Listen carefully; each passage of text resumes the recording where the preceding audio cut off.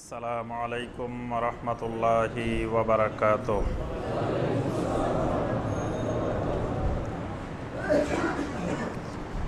আউযু বিল্লাহি মিনাশ শাইতানির রাজীম।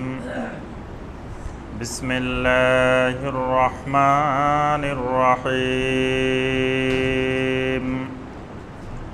ওয়ালান তারদা আনকাল ইয়াহুদু ওয়ালান নাসারা হাত্তা তাত্তাবিআ মিল্লাতাহুম কুল ইন্না হুদাল্লাহি হুয়াল হুদা ওয়ালাইন ইত্তাবা'তা আহওয়াআহুম বা'দাল্লাযী জাআকা মিনাল ইলম بعد الذي جاءك من العلم ما لك من الله من ولي ولا نصير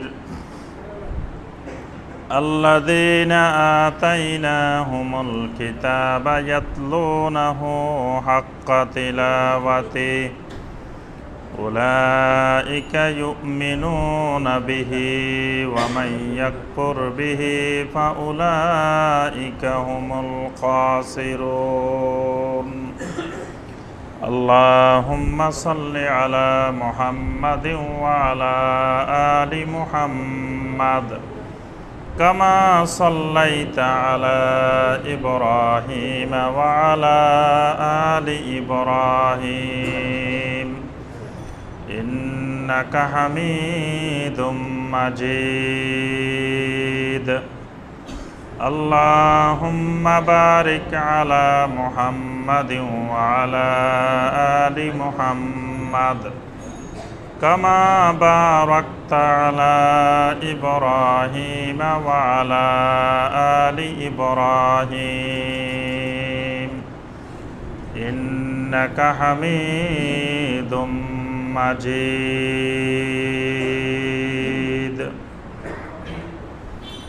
সম্মানিত উলামায়ে কেরাম, মুরব্বিয়ানে আযম, দূরের এবং কাছের দিনদার ভাই ও বোনেরা, আল্লাহ সুবহানাহু ওয়া তাআলার দরবারে কোটি কোটি শুকরিয়া যে আল্লাহ রাব্বুল আলামিন আমাদেরকে দীর্ঘ এক সপ্তাহ পরে শুক্রবার সলাতুল মাগরিবের পর আল্লাহ রাব্বুল আলামিনের নাজিলকৃত কিতাব কোরআনে মাজিদ থেকে কয়েকটি আয়াতে কারিমার সংক্ষিপ্তভাবে তাফসির করার এবং শোনার তৌফিক দিয়েছেন।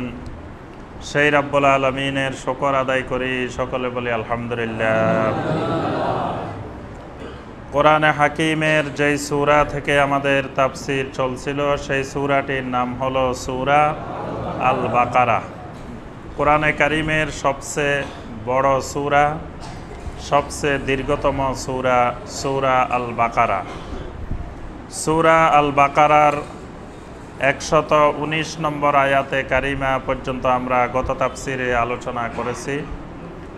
আজকে সূরা আল বাকারার 120 নম্বর আয়াতে কারিমা থেকে আমাদের তাফসির হবে ইনশাআল্লাহ। আল্লাহ সুবহানাহু ওয়া তাআলা সূরা আল বাকারার 119 নম্বর আয়াতে কারিমা পর্যন্ত ইতিপূর্বের আয়াতগুলোতে ইহুদিদের এবং নাসারাদের বিভিন্ন কার্যক্রম, তাদের আকীদা, তাদের চিন্তাভাবনা, এই বিষয়গুলো আল্লাহ পাক তুলে ধরেছেন। 120 নম্বর আয়াতে কারিমা থেকে আল্লাহ রাব্বুল আলামিন যে বিষয়টি আলোচনা করছেন সেটি হলো মক্কার জনগণ এবং মদিনার মুশরিকেরা এবং ইহুদিরা নাসারারা সকলেই তারা দাবি করত যে তারা মিল্লাতে ইব্রাহিমের অনুসারী। তারা নিজেদেরকে ইব্রাহিম আলাইহিস সালামের মিল্লাতের, ইব্রাহিম আলাইহিস সালামের আদর্শের অনুসারী বলে তারা নিজেদেরকে দাবি করত। কিন্তু আসলে ইব্রাহিম আলাইহিস সালামের মিল্লাতের সাথে তাদের আদর্শিক কোনো মিল ছিল না।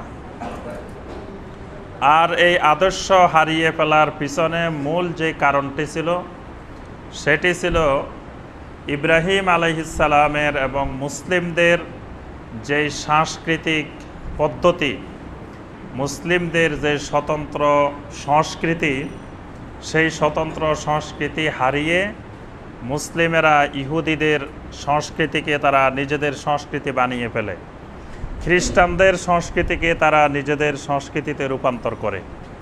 তো ইহুদি এবং খ্রিস্টানদের সংস্কৃতি যখন মুসলিমগণ অনুসরণ করা শুরু করে, তখনই মুসলিম উম্মার মধ্যে বিপর্যয় ঘটে। অর্থাৎ মুসলিমেরা যখন সাংস্কৃতিকভাবে ইহুদিদের মুশরিকদের সংস্কৃতিতে বিলীন হয়ে যায়, তখন আস্তে আস্তে তাদের আকীদা, চিন্তাভাবনা সব কিছুতে বিপর্যয় ঘটে। এই জন্য আল্লাহ সুবহানাহু ওয়া তাআলা মুসলিমদের সংস্কৃতিকে, মুসলিমদের কৃষ্টি কালচারকে আল্লাহ পাক আলাদা রেখে, ইহুদিদের থেকে, নাসারাদের থেকে, মুশরিকিনদের থেকে আলাদা করে রাখার জন্য আল্লাহ সুবহানাহু ওয়া তাআলা নবী সাল্লাল্লাহু আলাইহি সাল্লামের মাধ্যমে ব্যবস্থাপনা করেছেন। অর্থাৎ মুসলিম কালচার, মুসলিম সংস্কৃতি হবে অমুসলিমদের থেকে ভিন্ন। এজন্য মুসলিমরা কখনো অমুসলিমদের সাংস্কৃতিক বিষয়গুলোকে তারা নিজেদের সংস্কৃতি মনে করবে না। যেমন দুর্গাপূজা, দুর্গাপূজা কার সংস্কৃতি? হিন্দুদের। তো দুর্গাপূজাকে যদি আমরা বলি যে এটা সার্বজনীন সংস্কৃতি, হিন্দু, মুসলিম, ইহুদি, বৌদ্ধ সবাই মিলে করবে, হিন্দু বৌদ্ধ সবাই করতে পারে, কিন্তু আমরা মুসলিম হিসাবে করতে পারি না। তারপরে লক্ষ্মী পূজা, কালী পূজা, তারপরে খ্রিস্টানদের বড়দিন, তারপরে 31 নাইট, তারপরে আরও এই জাতীয় অসংখ্য দিন, অসংখ্য রাত্রি, যেগুলো অমুসলিমদের নিকটে তাদের কৃষ্টি, তাদের কালচার, তাদের সংস্কৃতি, সেই সংস্কৃতি মুসলিমেরা উদযাপন করতে পারে না। তবে ইহুদি এবং নাসারারা তাদের সংস্কৃতি যতক্ষণ মুসলিমেরা অনুসরণ না করবে, ততক্ষণ পর্যন্ত তারা মুসলিমদের উপরে সন্তুষ্ট থাকে না। মানে তারা যে মুসলিমদেরকে দেখবে যে এরা আমাদের কৃষ্টি কালচার সংস্কৃতি অনুসরণ করে, ইহুদি, খ্রিস্টান, মুশরিকেরা তাদেরকে ভালোবাসে। কিন্তু যখনই দেখবে যে না, এই মানুষগুলো আমাদের কৃষ্টি কালচার অনুসরণ করে না, তখন ওই মানুষগুলোর সাথে তারা শত্রুতা শুরু করে দেয়, তারা সেটার হিংসা ভাবাপন্ন হয়ে যায়। মাইক আস্তে আস্তে ঠিক করুক, আমরা কথাবার্তা না বলি, মাইক ছাড়াও তো শোনা যায়, আমরা আমাদের আলোচনা শুনি, মাইকের কাজ চলতে থাকুক।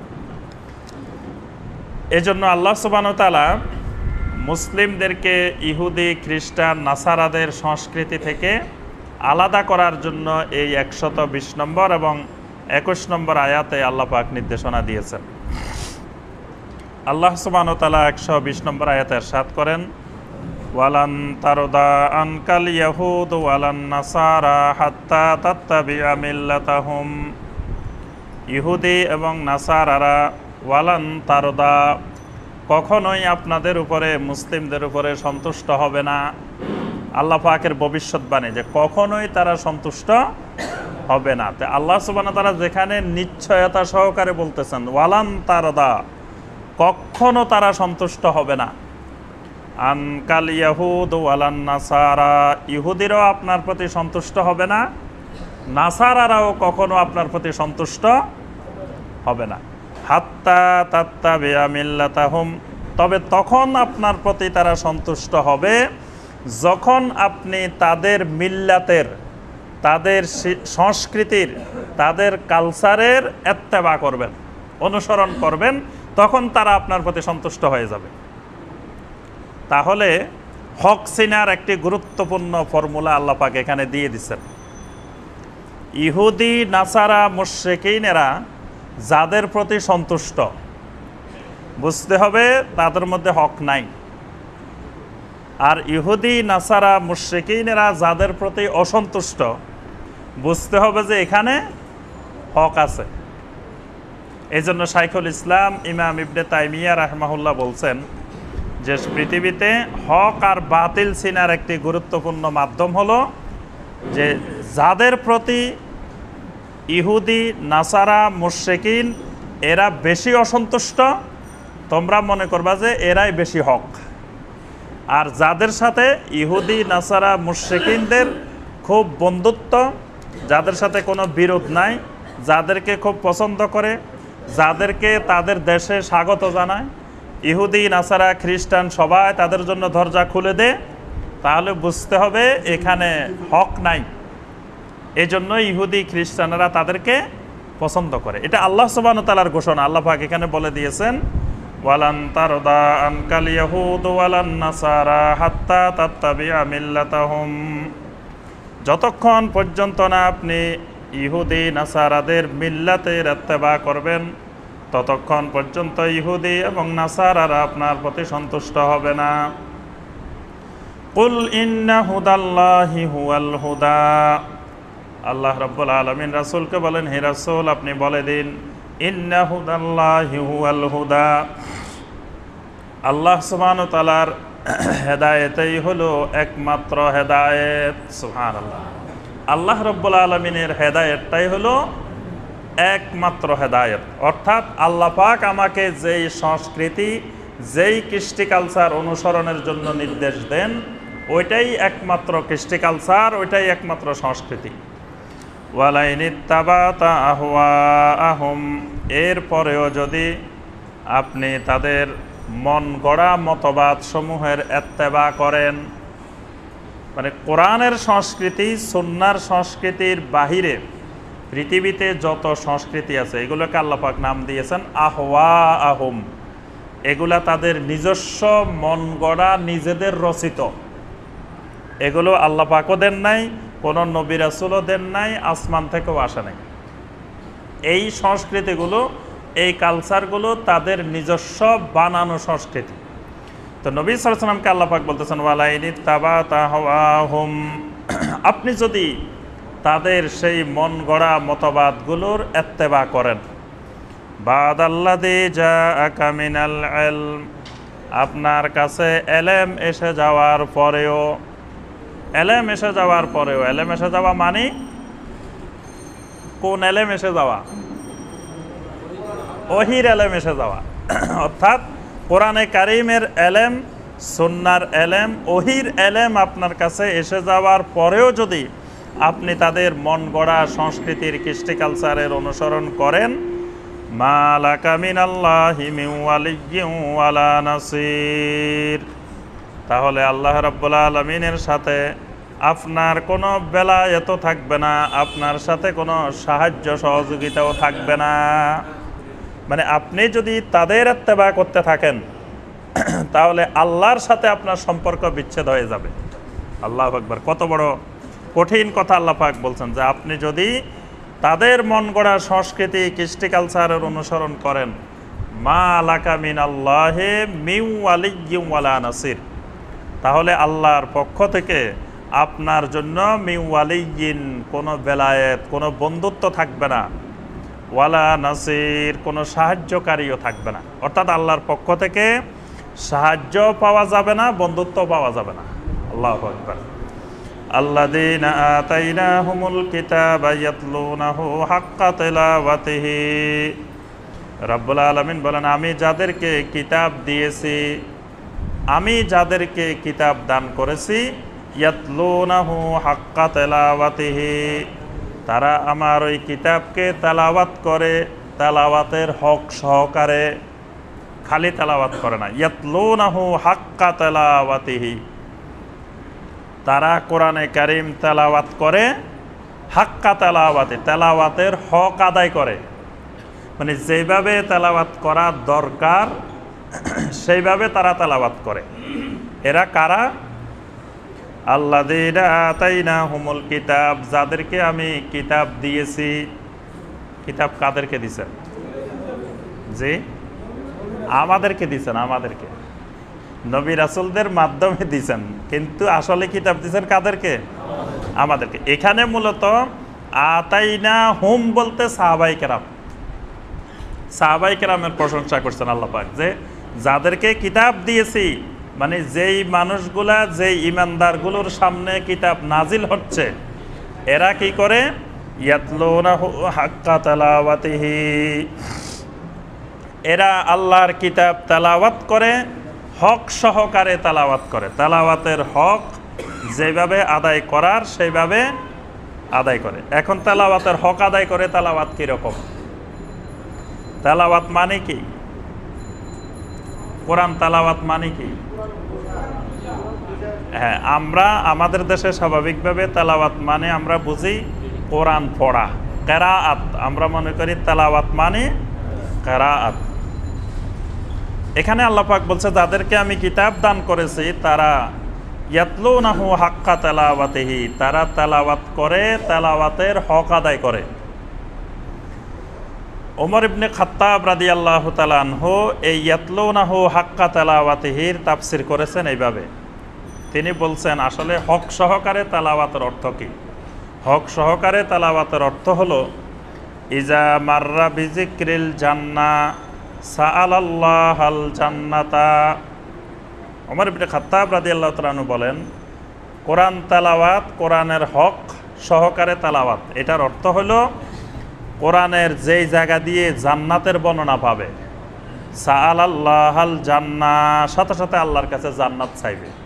মানে জান্নাতের আয়াত তেলাওয়াত করতেছে, তখন বলবে যে আল্লাহ আমাকে তুমি এই জান্নাত দিও, আল্লাহ আমাকে জান্নাতুল ফেরদাউস নসিব করিও, আল্লাহর কাছে দোয়া করবে। ওয়া ইদা মাররা বিজিক্রিন নার তাআওয়াযা বিল্লাহি মিনান নার, যখন জাহান্নামের আয়াত তেলাওয়াত করবে তখন সাথে সাথে আল্লাহর কাছে বলবে, আল্লাহুম্মা ইন্নী আউযু বিকা মিনান নার, আল্লাহুম্মা আজরিনি মিনান নার, হে আল্লাহ আমাকে তুমি জাহান্নাম থেকে বাঁচাও। যেখানে আযাব ও গজবের আয়াত তেলাওয়াত করবে সেখানে আল্লাহর কাছে আযাব গজব থেকে পানা চাইবে। যেখানে আযাবে কবর সম্পর্কে আসবে সেখানে আযাবে কবর থেকে আল্লাহর কাছে পানা চাইবে। যেখানে দাজ্জালের বর্ণনা আসবে সেখানে ফিতনায়ে দাজ্জাল থেকে পানা চাইবে। এইভাবে বিষয়বস্তুর সাথে সঙ্গতি রেখে কোরআনে কারীম তেলাওয়াত যেন আল্লাহর সাথে তার কথোপকথন হচ্ছে, আল্লাহর সাথে কথা হচ্ছে। মানে কিছু তেলাওয়াত করবে আর যেই বিষয়ে তেলাওয়াত করছে আল্লাহর সাথে সেই বিষয়ে কিছু কথা বলে নিবে।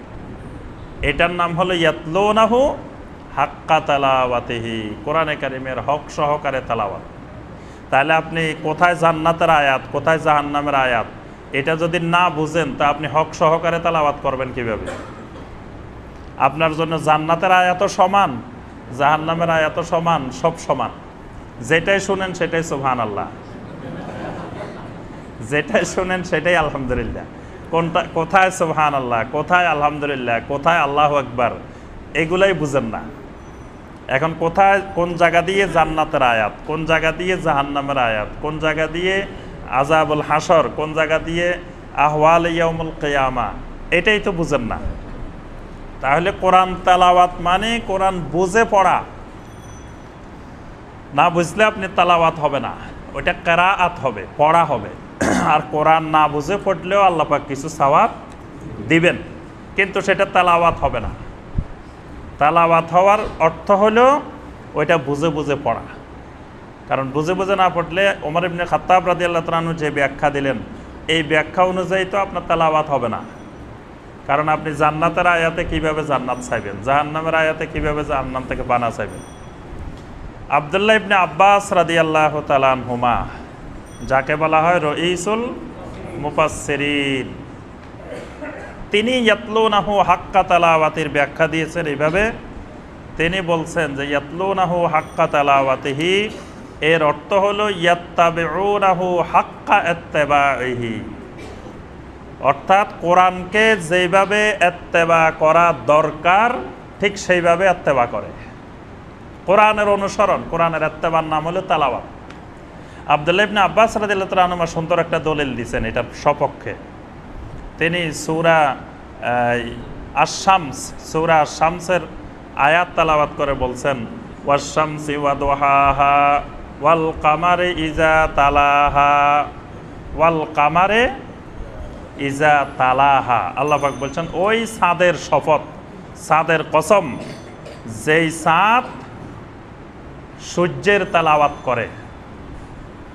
ওয়াল কামারে ইজা তালাহা, ওই চাঁদের কসম যেই চাঁদ তালাওয়াত করে হা সূর্য, শামস মানে সূর্য, যে সূর্যের যেটা তেলাওয়াত করে। কামার মানে পূর্ণিমার চাঁদ, কামার মানে পরিপূর্ণ চাঁদ। তাহলে এই আব্দুল্লাহ ইবনে আব্বাস রাদিয়াল্লাহু আনহু বলছেন যে তেলাওয়াত অর্থ কি এখানেই আছে, যে চাঁদ সূর্যের তেলাওয়াত করে। সূর্যের তেলাওয়াত করে মানে কি? অনুসরণ করে। ইত্তাবাআহা মানে সূর্যের অনুসরণ করে।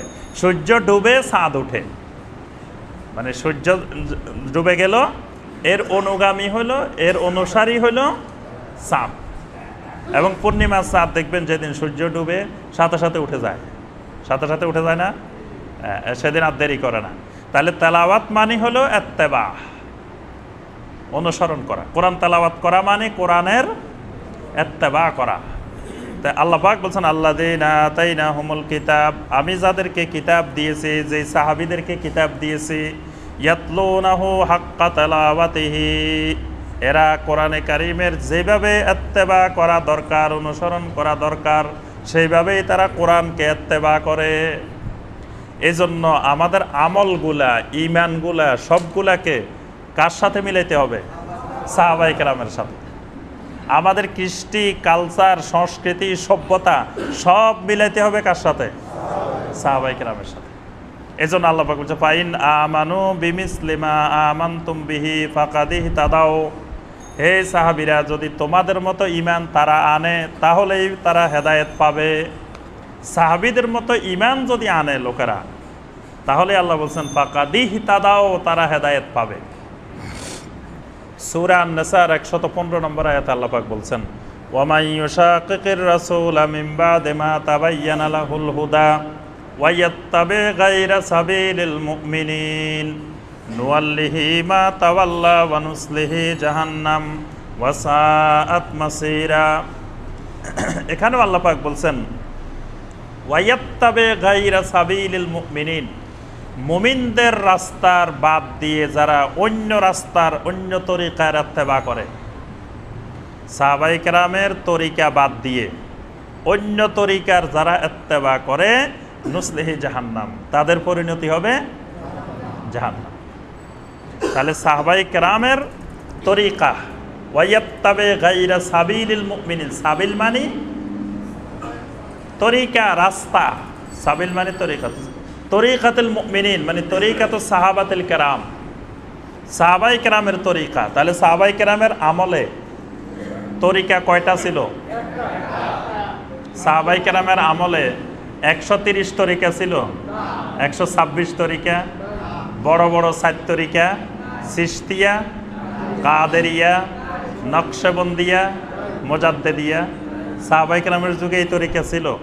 তা আল্লাহ পাক আমাদেরকে বলে দিচ্ছেন ওয়াইয়াত্তাবি গায়রা সাবিলিল মুমিনিন, সাহাবায়ে কেরামদের তরিকা বাদ দিয়ে যারা অন্য তরিকা অনুসরণ করে, নুসলিহি জাহান্নাম, তাদের পরিণতি জাহান্নাম। এজন্য কৃষ্টি, কালচার, সভ্যতা, তরিকা, আমল, আখলাক, ঈমান সব কিছুর ইত্তেবা হবে সাহাবায়ে কেরাম রাদওয়ানুল্লাহি তাআলা আলাইহিম আজমাইনের সাথে। কারণ তারাই ইয়াতলুনাহু হাক্কা তিলাওয়াতি, তারাই একমাত্র মানুষ যারা কোরআনকে যেভাবে ইত্তেবা করা দরকার 100% সেইভাবে তেলাওয়াত করেছেন, মানে সেইভাবেই ইত্তেবা করেছেন। ওইরকম 100% ইত্তেবাওয়ালা লোক কিয়ামত পর্যন্ত আর আসবে না। মানে সাহাবায়ে কেরামের পরে 100% কোরআন অনুসরণ করছেন এরকম মানুষ পৃথিবীতে আসেনও নাই, কিয়ামত পর্যন্ত আসবেনও না। এজন্য ঈমান, আমল, আখলাক, কৃষ্টি, কালচার, সংস্কৃতি সব কিছুর অনুসরণ হবে সাহাবায়ে কেরামের। উলাইকা ইউমিনুনা বিহি, আল্লাহ পাক বলছেন এই মানুষগুলা ইউমিনুনা বিহি, এই কোরআনের উপরে যথাযথ ঈমানও এনেছে। মানে কোরআনের উপরে যেরকম ঈমান আনা দরকার সেই রকম ঈমানও এনেছে এই মানুষগুলো। ওয়া মান ইয়াকফুর বিহি ফাউলাইকা হুমুল খাসিরুন, আর যারা এই কোরআনকে অস্বীকার করেছে ফাউলাইকা হুমুল খাসিরুন, তারা তো খাসিরুন হয়ে গেছে, ক্ষতিগ্রস্ত হয়ে গেছে যারা এই কোরআনকে কুফরি করেছে, অস্বীকার করেছে। এখানে আমরা যে বিষয়টি বললাম যে ইহুদি, নাসারা, মুশরিকিনদের সাথে তাসাব্বুহ না করা, সাদৃশ্য না করা, তাদের কৃষ্টি কালচারের ইত্তেবা না করা। এখন এই কৃষ্টি কালচারের ইত্তেবা না করা, এটা বলতে কি বোঝানো হয়, এটা একটু আমাদেরকে বোঝা দরকার। নবী সাল্লাল্লাহু আলাইহি সাল্লাম মক্কা এবং মদিনা যে সমাজে বসবাস করতেন, এই দুই সমাজে, মক্কার সমাজে এবং মদিনার সমাজে, এখানে ইহুদিরা বসবাস করত, নাসারারা বসবাস করত, আর মুশরিকিন বসবাস করত। আল্লাহ রসুল সাল্লাল্লাহু আলাইহি সাল্লাম ওই সমাজের মানুষ যা খাইতো, নবী সাল্লাল্লাহু আলাইহি সাল্লামও ওই মক্কার খাবার মদিনার খাবারই খেতেন। ওই খাবারগুলো মক্কার আবু জেহেলেরাও খাইতো, আবু লাহাবেরাও খাইতো, উতবা সাইবারাও খাইতো, আবু বকর ওমর ওসমানেও খাইতো, মুহাম্মদ রাসূলুল্লাহ সাল্লাল্লাহু আলাইহি সাল্লামও খাইতো। এখন এখানে আল্লাহ রাসূল সাল্লাল্লাহু আলাইহি সাল্লাম বলতেন না যে না আবু জেহেল এই খাবার খায়, আমি তো এই খাবার খেতে পারি না। আবু জেহেল মক্কার খাবার খায়, আমি তো সিরিয়া থেকে খাবার আনি খাইতে হবে। এই জায়গার খাবার খাইলে আবার আবু জেহেলের যদি অনুসরণ হয়ে যায়, কি নবী সাল্লাল্লাহু আলাইহি সাল্লাম এরকম খাবার আনছেন ভিন্ন দেশ থেকে, একই খাবার সবাই খাইছে, তাহলে এখানে অনুসরণ হইল না কেন? এই দুইজনেই একই খাবার খাচ্ছেন, কিন্তু একজনে খাওয়ার সময় বলতেছেন বিসমিল্লাহ, আল্লাহ রাসূল সাল্লাল্লাহু আলাইহি সাল্লাম বলতেছেন বিসমিল্লাহ, আবু বকর ওমর উসমান আলী তারা বলতেছেন বিসমিল্লাহ, আর আবু জেহেল বিসমিল্লাহ বলে নাই, বিসমিল্লাত, বিসমিল উজ্জা, বিসমিল মানাত এগুলা বলে বলে খাচ্ছে। এই কালচারে পার্থক্য করেছেন নবী সাল্লাল্লাহু আলাইহি সাল্লাম, খাবারে কোনো পার্থক্য করেন নাই। খাবার শেষ হইলে নবী সাল্লাল্লাহু আলাইহি সাল্লাম বলতেছেন আলহামদুলিল্লাহিল্লাযী আত'আমানি হাযাত তাআম ওয়া রাযাকানিহি মিন গায়রি হাওলিন মিন্নি ওয়ালা কুওয়া।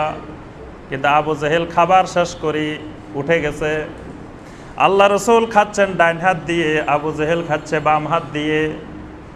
পার্থক্যটা এই জায়গায়, খাওয়ার পদ্ধতিতে, খাওয়ার সংস্কৃতিতে, খাওয়ার কালচারে পার্থক্য, কিন্তু খাবার একটাই। তাহলে একজন মুসলিমও ভাত খাবে, একজন হিন্দু মুশরিকও ভাত খাবে, কিন্তু দুইজনের ভাত খাওয়া কি একরকম?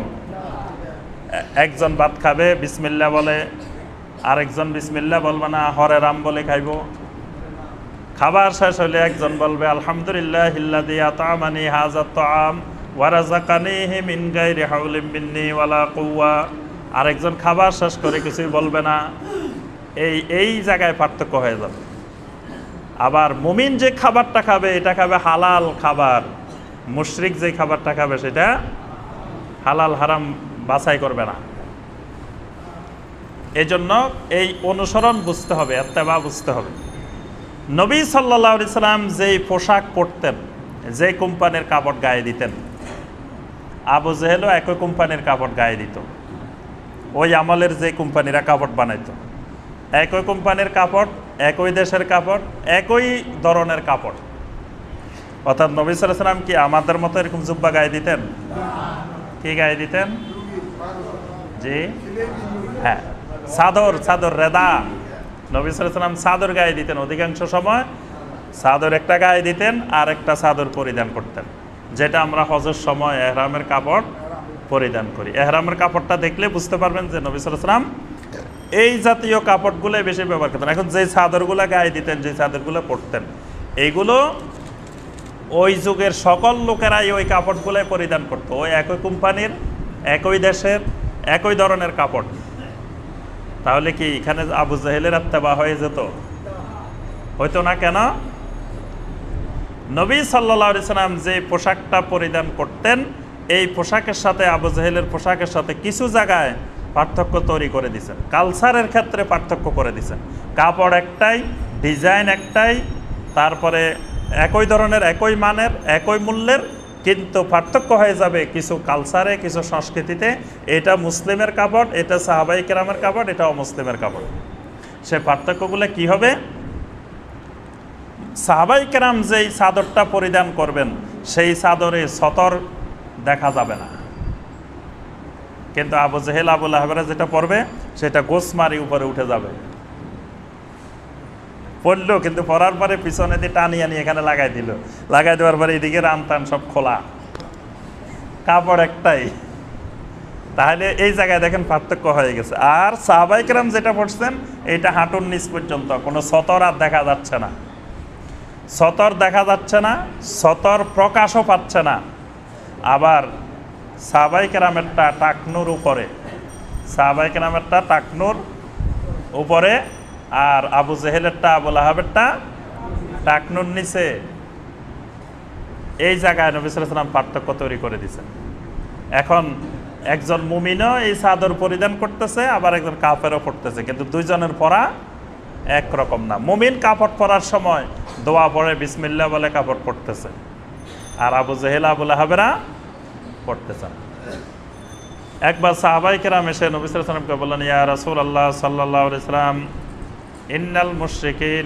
ইন্নাল মুশরিকিনা তাসারওয়ালু, মুশরিকরা তো পায়জামা পরে, মুশরিকরা তো পায়জামা পরে, আমরা কি পায়জামা পড়তে পারবো?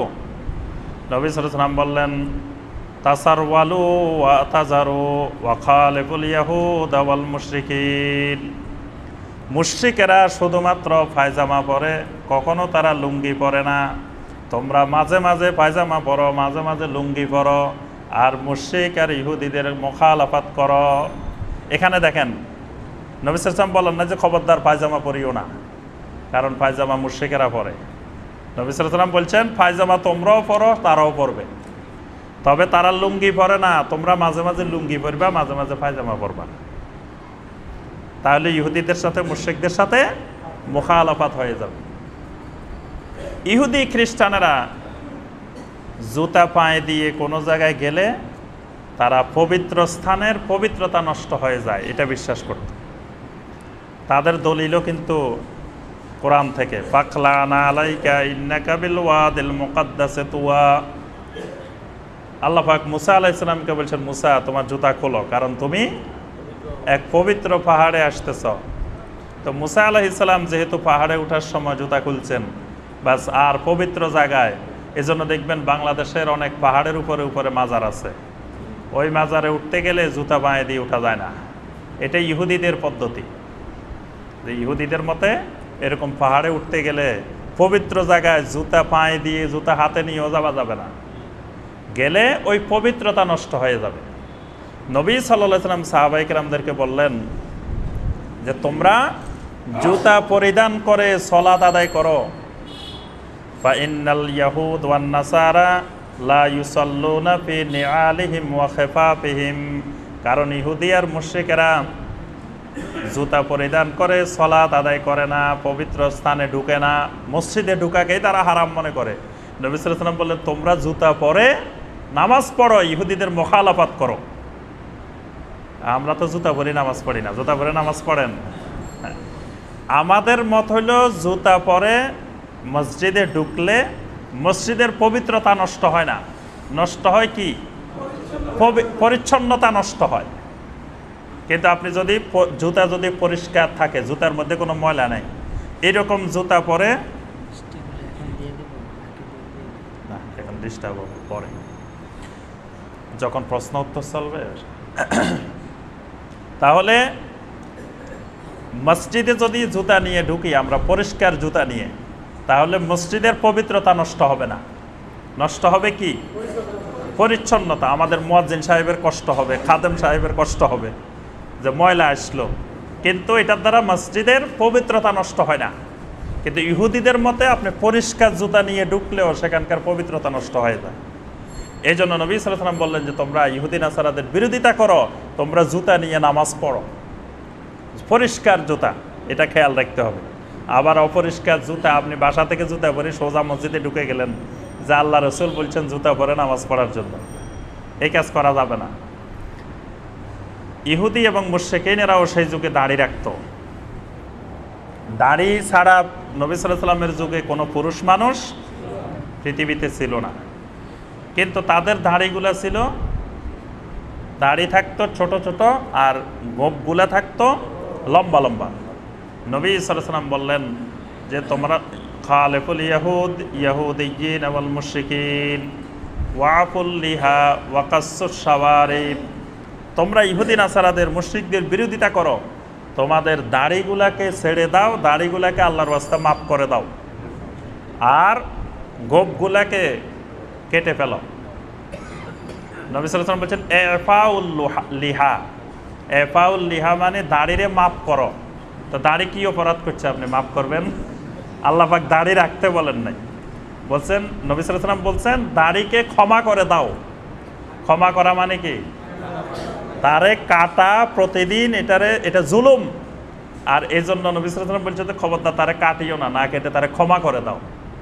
ক্ষমা করে দাও মানে ছেড়ে দাও। মানে ইহুদি নাসারারা এটাকে কেটে কেটে খালি ছোট করে, তোমরা খবরদার এটাকে ছোট করিও না, এটাকে ছেড়ে দাও। আর উপরের গুলা গোপগুলাকে তারা লম্বা করে, তোমরা সেগুলোকে ছোট করো। এখানে ইহুদি নাসারাদের মুশরিকিনদের তোমরা মুখালাফাত করো, তাদের কৃষ্টি কালচার অনুসরণ করিও না। ইহুদি নাসারারা দাড়ির মধ্যে সাদা হয়ে গেলেও কোনো রং ব্যবহার করতো না।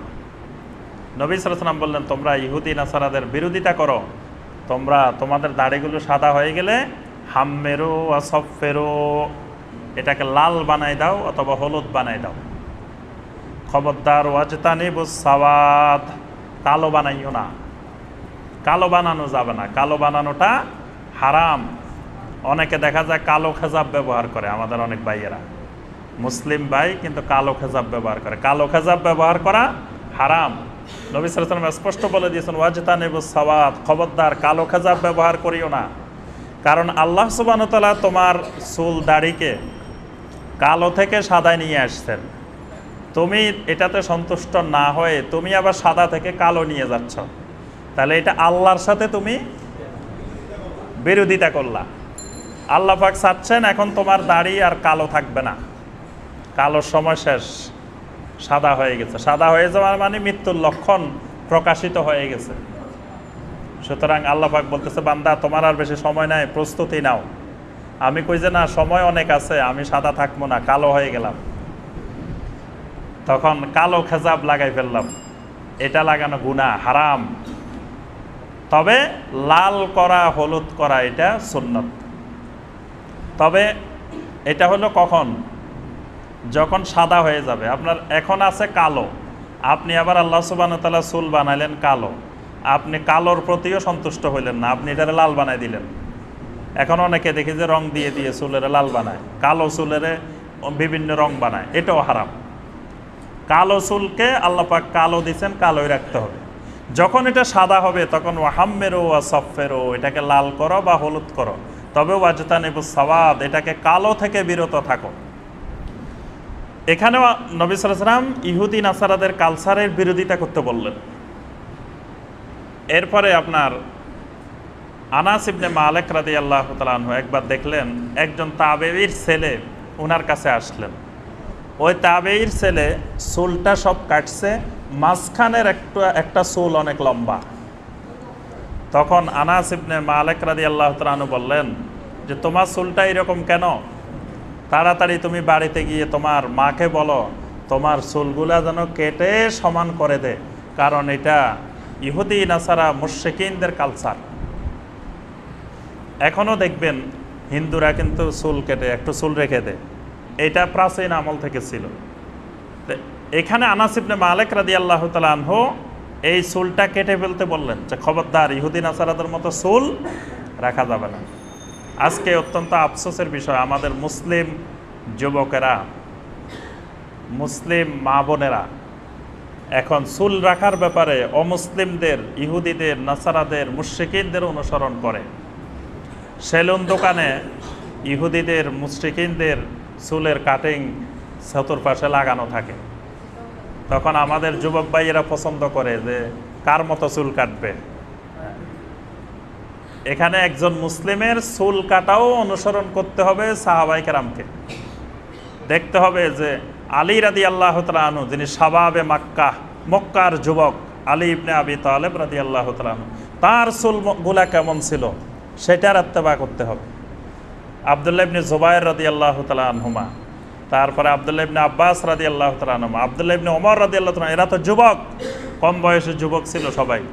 এদের চুলের কাটিং কেমন ছিল ওই চুলের কাটিংয়ের ইত্তেবা করতে হবে। কিন্তু আমরা আজকে সেগুলোর ইত্তেবা না করে আমরা চুলের ইত্তেবা করি ইহুদি, খ্রিস্টান, বড় বড় খেলোয়াড় বড় বড় নায়ক, বড় বড় গান বাজনাকারী, বাস এদের আমরা চুল রাখার এটা হারাম মুসলিমদের জন্য। মা বোনেরাও এখন বিভিন্ন দেশে বিদেশে বিভিন্ন টিভি চ্যানেল দেখে দেখে ওই টিভি চ্যানেলে যেরকম চুল কাটে মহিলারা, মা বোনেরাও এখন ওই স্টাইলের চুল কাটে। এটাও সবার জন্য হারাম। সাধারণ ফার্নিচার ব্যবহারের ক্ষেত্রে অমুসলিমদের ফার্নিচার আসবাবপত্র এটা ব্যবহার করাও হারাম। অমুসলিমদের কিছু প্লেট আছে, থালা বাসন আছে, দেখবেন যেগুলো মুসলিমদের থাকে না, অমুসলিমদের বাড়িতে থাকে, ওই থালা বাসন ব্যবহার করা এটাও হারাম। হাদিসের মধ্যে স্পষ্ট এসেছে, একজন সাহাবী হুযায়ফা ইবনুল ইয়ামান রাদিয়াল্লাহু তাআলা একজন তাবেঈর বাড়িতে গেলেন, যা দেখলেন যে তার বাড়িতে অনেক সুন্দর সুন্দর ফার্নিচার, কিন্তু ফার্নিচারগুলোর কাটিং অমুসলিমদের মতো। তিনি ওই বাড়িতেই আর ঢুকেন নাই, বের হয়ে চলে আসছেন। বলছেন যে তোমার এই ফার্নিচার পরিবর্তন করো, তারপরে তোমার বাড়িতে যাওয়া হবে। মানে অমুসলিমদের কাটিংয়ে ফার্নিচারও বানানো যাবে না। মুশরিকদের সমস্ত কৃষ্টি কালচার থেকে দূরে থাকতে হবে। তবে আবার এই দূরে থাকতে গিয়ে আমরা কিছু সীমা লঙ্ঘনও করে ফেলি। মানে এই দূরে থাকার ইসলাম আবেগ দিয়ে ইসলাম নয়, ইসলাম হবে দলিল দিয়ে। দূরে থাকার ক্ষেত্রেও মানে এটার একটা সীমাবদ্ধতা আছে।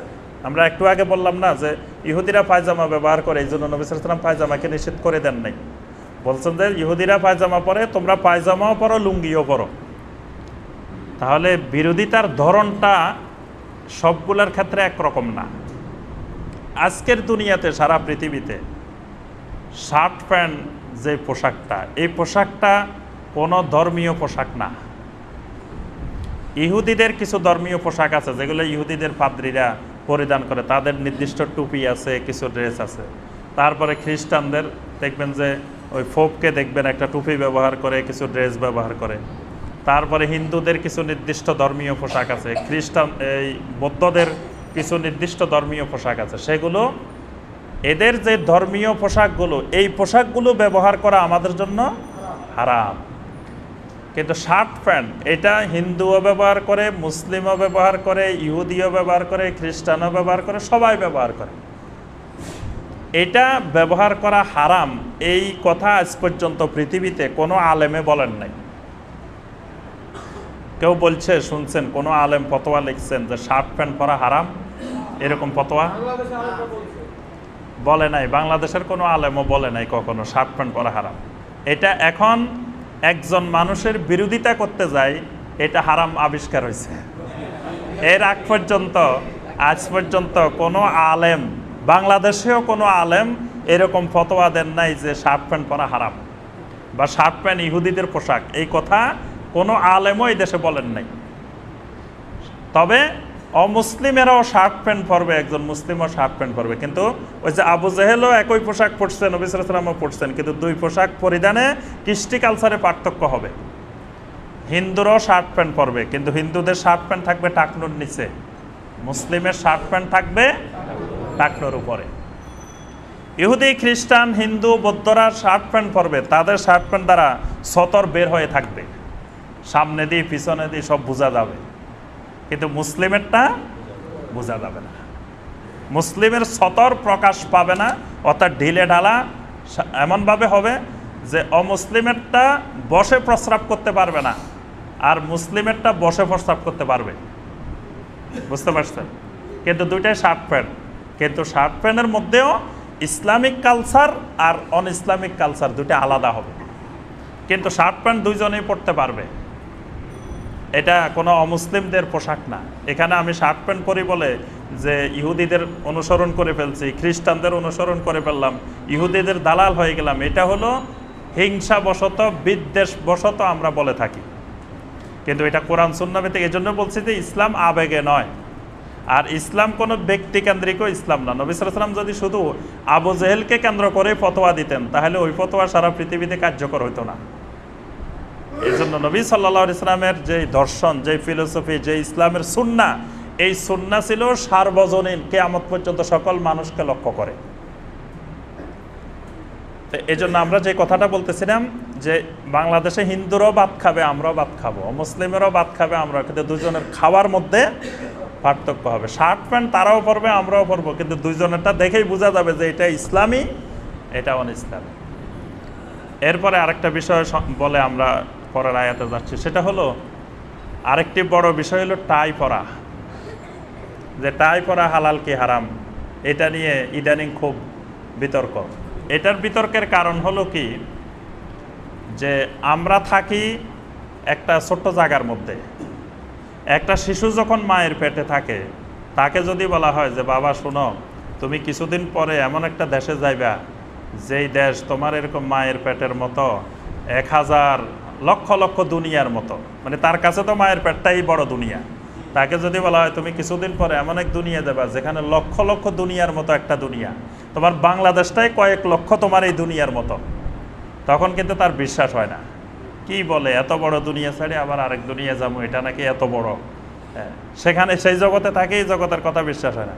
এখন আমার ঘুরা ফিরা, তারপরে আমার সীমাবদ্ধতা যদি থাকে শুধু বাংলাদেশের মধ্যে, আমি যদি বিশ্বের বড় বড় সাগর, আটলান্টিক মহাসাগর, আরব সাগর, বড় বড় সাগর নদী না দেখি, শুধু দেখছি হলো এখান দিয়ে আশেপাশে পদ্মা নদী, মেঘনা নদী, যমুনা নদী, তা আমাকে যদি কেউ আটলান্টিক মহাসাগরের খবর জিজ্ঞাসা করে, তা আমি তো বলবো যে না, মেঘনা নদীর চেয়ে বড় নদী পৃথিবীতে আর হইতে পারে না, এটাই আটলান্টিক মহাসাগরের চেয়েও বড়, এটা প্রশান্ত মহাসাগরের চেয়েও বড়। কারণ আমার বিচরণ দেখাশোনাই তো এতটুকু পর্যন্ত। আর আমাদের দেখাশোনা হলো এই ক্ষুদ্র পরিসরে, কিন্তু আল্লাহু আকবার, পৃথিবীতে এমন এমন ওলামায়ে কেরাম আছেন যাদের এলেমের কাছে আমাদের এলেম কিছুই না। এদেরকে দেখলে আপনারা তো আমাকে আলেমে মনে করতেন না, যে এই হুজুর তো কিছুই জানে না। এদের এলেম এত বিশাল, আল্লাহু আকবার, পৃথিবীতে এমন এমন আলেম আছে, বিশাল বিশাল আলেম। ওই সকল ওলামায়ে কেরামকে আমাদের দেশের ওলামায়ে কেরাম দেখার সুযোগ পান নাই, কথা বলার সুযোগ পান নাই, তাদের থেকে এলেম নেওয়ার সুযোগ পান নাই। এদের থেকে যদি এলেম নেওয়ার কেউ সুযোগ পাইতো 1 বছর 2 বছর, তাহলে দেখতেন যে এই সব গোড়ামি এগুলো সব কেটে যেত। তাই এই সকল ওলামায়ে কেরাম বিশ্বের বড় বড় এক এক মসজিদে খুতবা দেন, হাজার হাজার মুসল্লি, কিন্তু শার্ট প্যান্ট পরে খুতবা দেন। কিন্তু আপনারা শার্ট প্যান্ট পরা খতিব কেউ দেখছেন বাংলাদেশে? কেউ দেখছেন? তা আপনারা ওই জগতের খবর জানবেন কি? আপনাদেরকে এখন যদি শার্ট প্যান্ট পরা খতিব দেখেন, আপনারা তো ওই খতিবেরে মারতে মারতে শেষ করবেন। শার্ট প্যান্ট পরে বেটা খুতবা দিতে আসছে, শেষ। অথচ এই শার্ট প্যান্ট পরে খতিবের খুতবা শোনার জন্য হাজার হাজার মুসল্লি দূর দূরান্ত থেকে আসে। বুঝতে পারছেন? পৃথিবীতে এমন অনেক বড় বড় মসজিদ আছে। তাহলে আমি যে কথাটা বলতেছিলাম সেটা হলো যে অমুসলিমদের অনুসরণ মানে অমুসলিমেরা যেটা করে আমিও সেটা করলে অনুসরণ হয়ে যাবে, বিষয়টা এরকম না। তাই হলো ইসলামী পোশাক, মুসলিম পোশাক। আপনি স্পেনের সভ্যতা, স্পেনের যদি মুসলিম সভ্যতা জানেন, স্পেনের মুসলিমেরা অনেক কিছু আবিষ্কার করছেন। সে উমাইয়া যুগে স্পেন মুসলিমেরা আবিষ্কার করেন।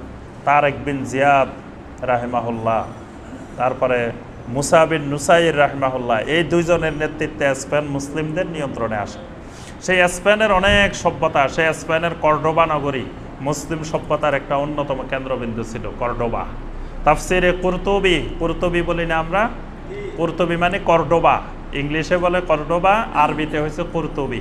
সেই জায়গায় এই তাফসিরে কুরতুবি লেখা হয়েছে, যেটা কিয়ামত পর্যন্ত মানুষের কোরআনের চাহিদা পূরণ করবে ইনশাআল্লাহ। তাফসিরে কুরতুবি, সেটা স্পেনের কর্ডোবা নগরীর তাফসির।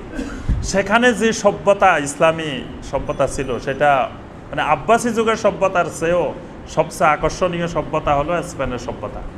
সেখানকার মুসলিমেরা এটা আবিষ্কার করছে। তা আবিষ্কার করার পরে সেখানে শীত প্রধান দেশ, তারা গলা বেঁধে রাখার জন্য টাই আবিষ্কার করছে। এটা সর্বপ্রথম মুসলিমেরা আবিষ্কার করছে, কোনো ইহুদি খ্রিস্টান আবিষ্কার করে না। মুসলিমেরা যে সময় টাই আবিষ্কার করে, সেই সময় ইউরোপের অমুসলিমেরা পায়ের নিচে বালিশ দিয়ে ঘুমাইতো। বুঝতে পারছেন? স্পেনের মুসলিমদের গলার টাই আবিষ্কার করছে যে শীত নিবারণের জন্য, যে গলা বেঁধে রাখলে শীত কম লাগে। এখনও দেখবেন গলা যদি একটু টাইট করে বেঁধে রাখেন আপনার শীত কম লাগে।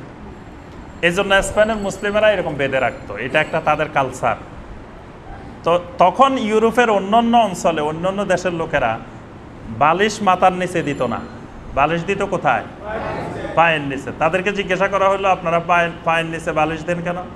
বলে যে আমার সারাদিন যত পরিশ্রম করি সব তো করে আমার পা, তো রাত্রে ঘুমাইলে আরামের দরকার আমার পায়ের, মাথার কি আরামের দরকার? মাথা কি করছে সারাদিন? মাথাটা কোনো পরিশ্রমে করে নাই, পরিশ্রম তো করছে পায়ে। তাহলে বালিশ দিতে হবে পাকে, বালিশ মাথাকে দিব কেন? মানে তাদের মাথায় ওই সময় এই জ্ঞান আসে নাই যে আমার পাকে পরিচালনা করে কে? মাথা। মাথায় যদি পরিচালনা না করে তো পায়ে পরিশ্রম করবে কিভাবে? মাথায় তো মূল, বালিশটা দিতে হবে মাথাকে, সেটাও জানতো না মুসলিমেরা। সেই আমলে মুসলিমেরা টাই আবিষ্কার করলো।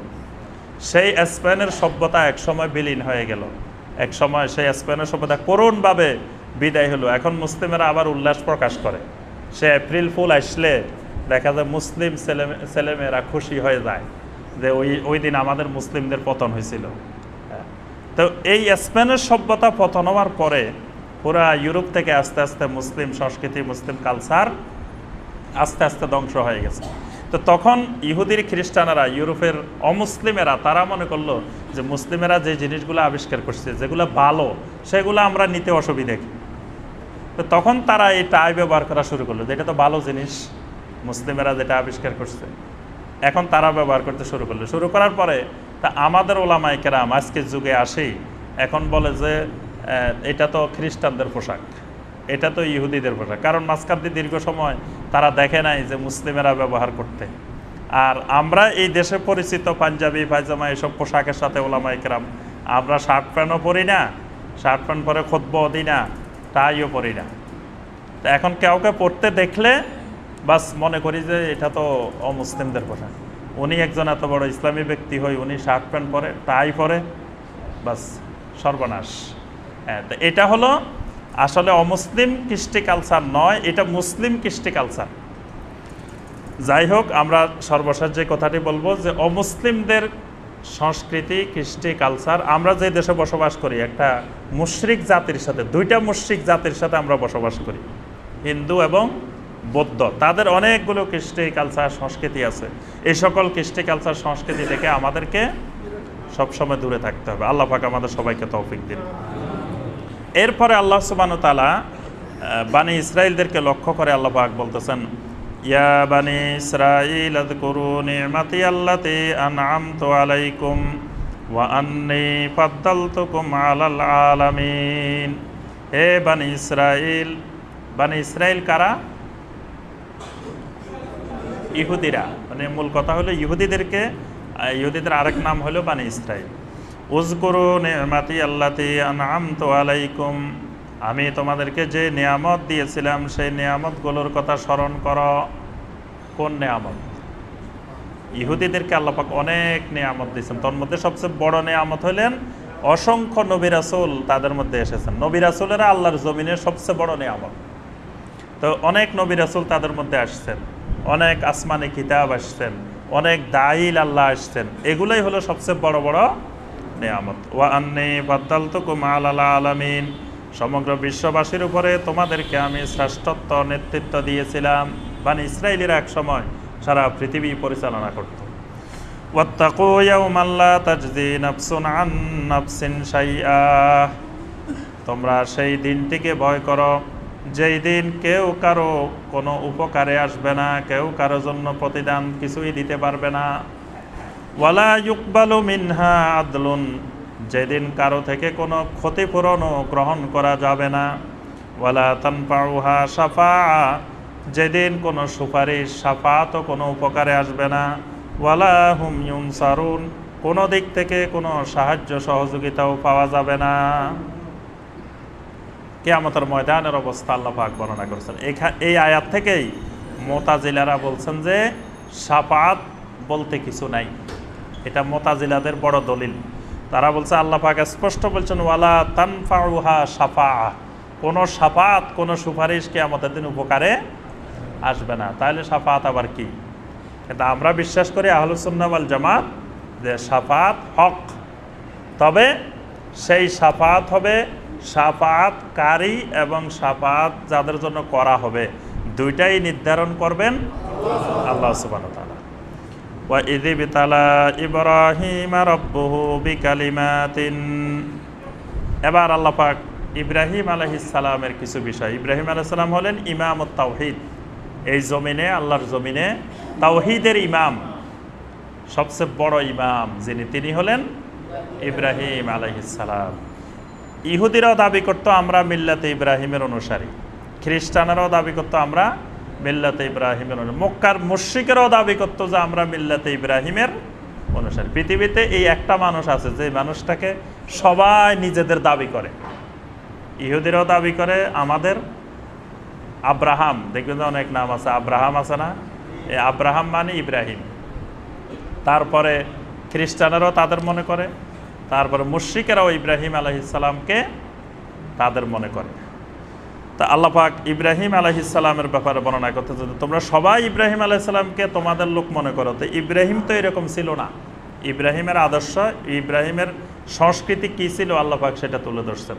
ওয়া ইযবিতালা ইব্রাহিম রাব্বুহু, ইব্রাহিম আলাইহিস সালামকে যখন তার রব পরীক্ষা করলেন, বিকালিমাতিন, অনেকগুলো কালিমা দিয়ে, অনেকগুলো কালিমার মাধ্যমে আল্লাহ পাক পরীক্ষা করলেন। কালিমাগুলো কি? কালিমাগুলো মানে অনেকগুলো পরীক্ষা, তার মধ্যে জটিল জটিল পরীক্ষা।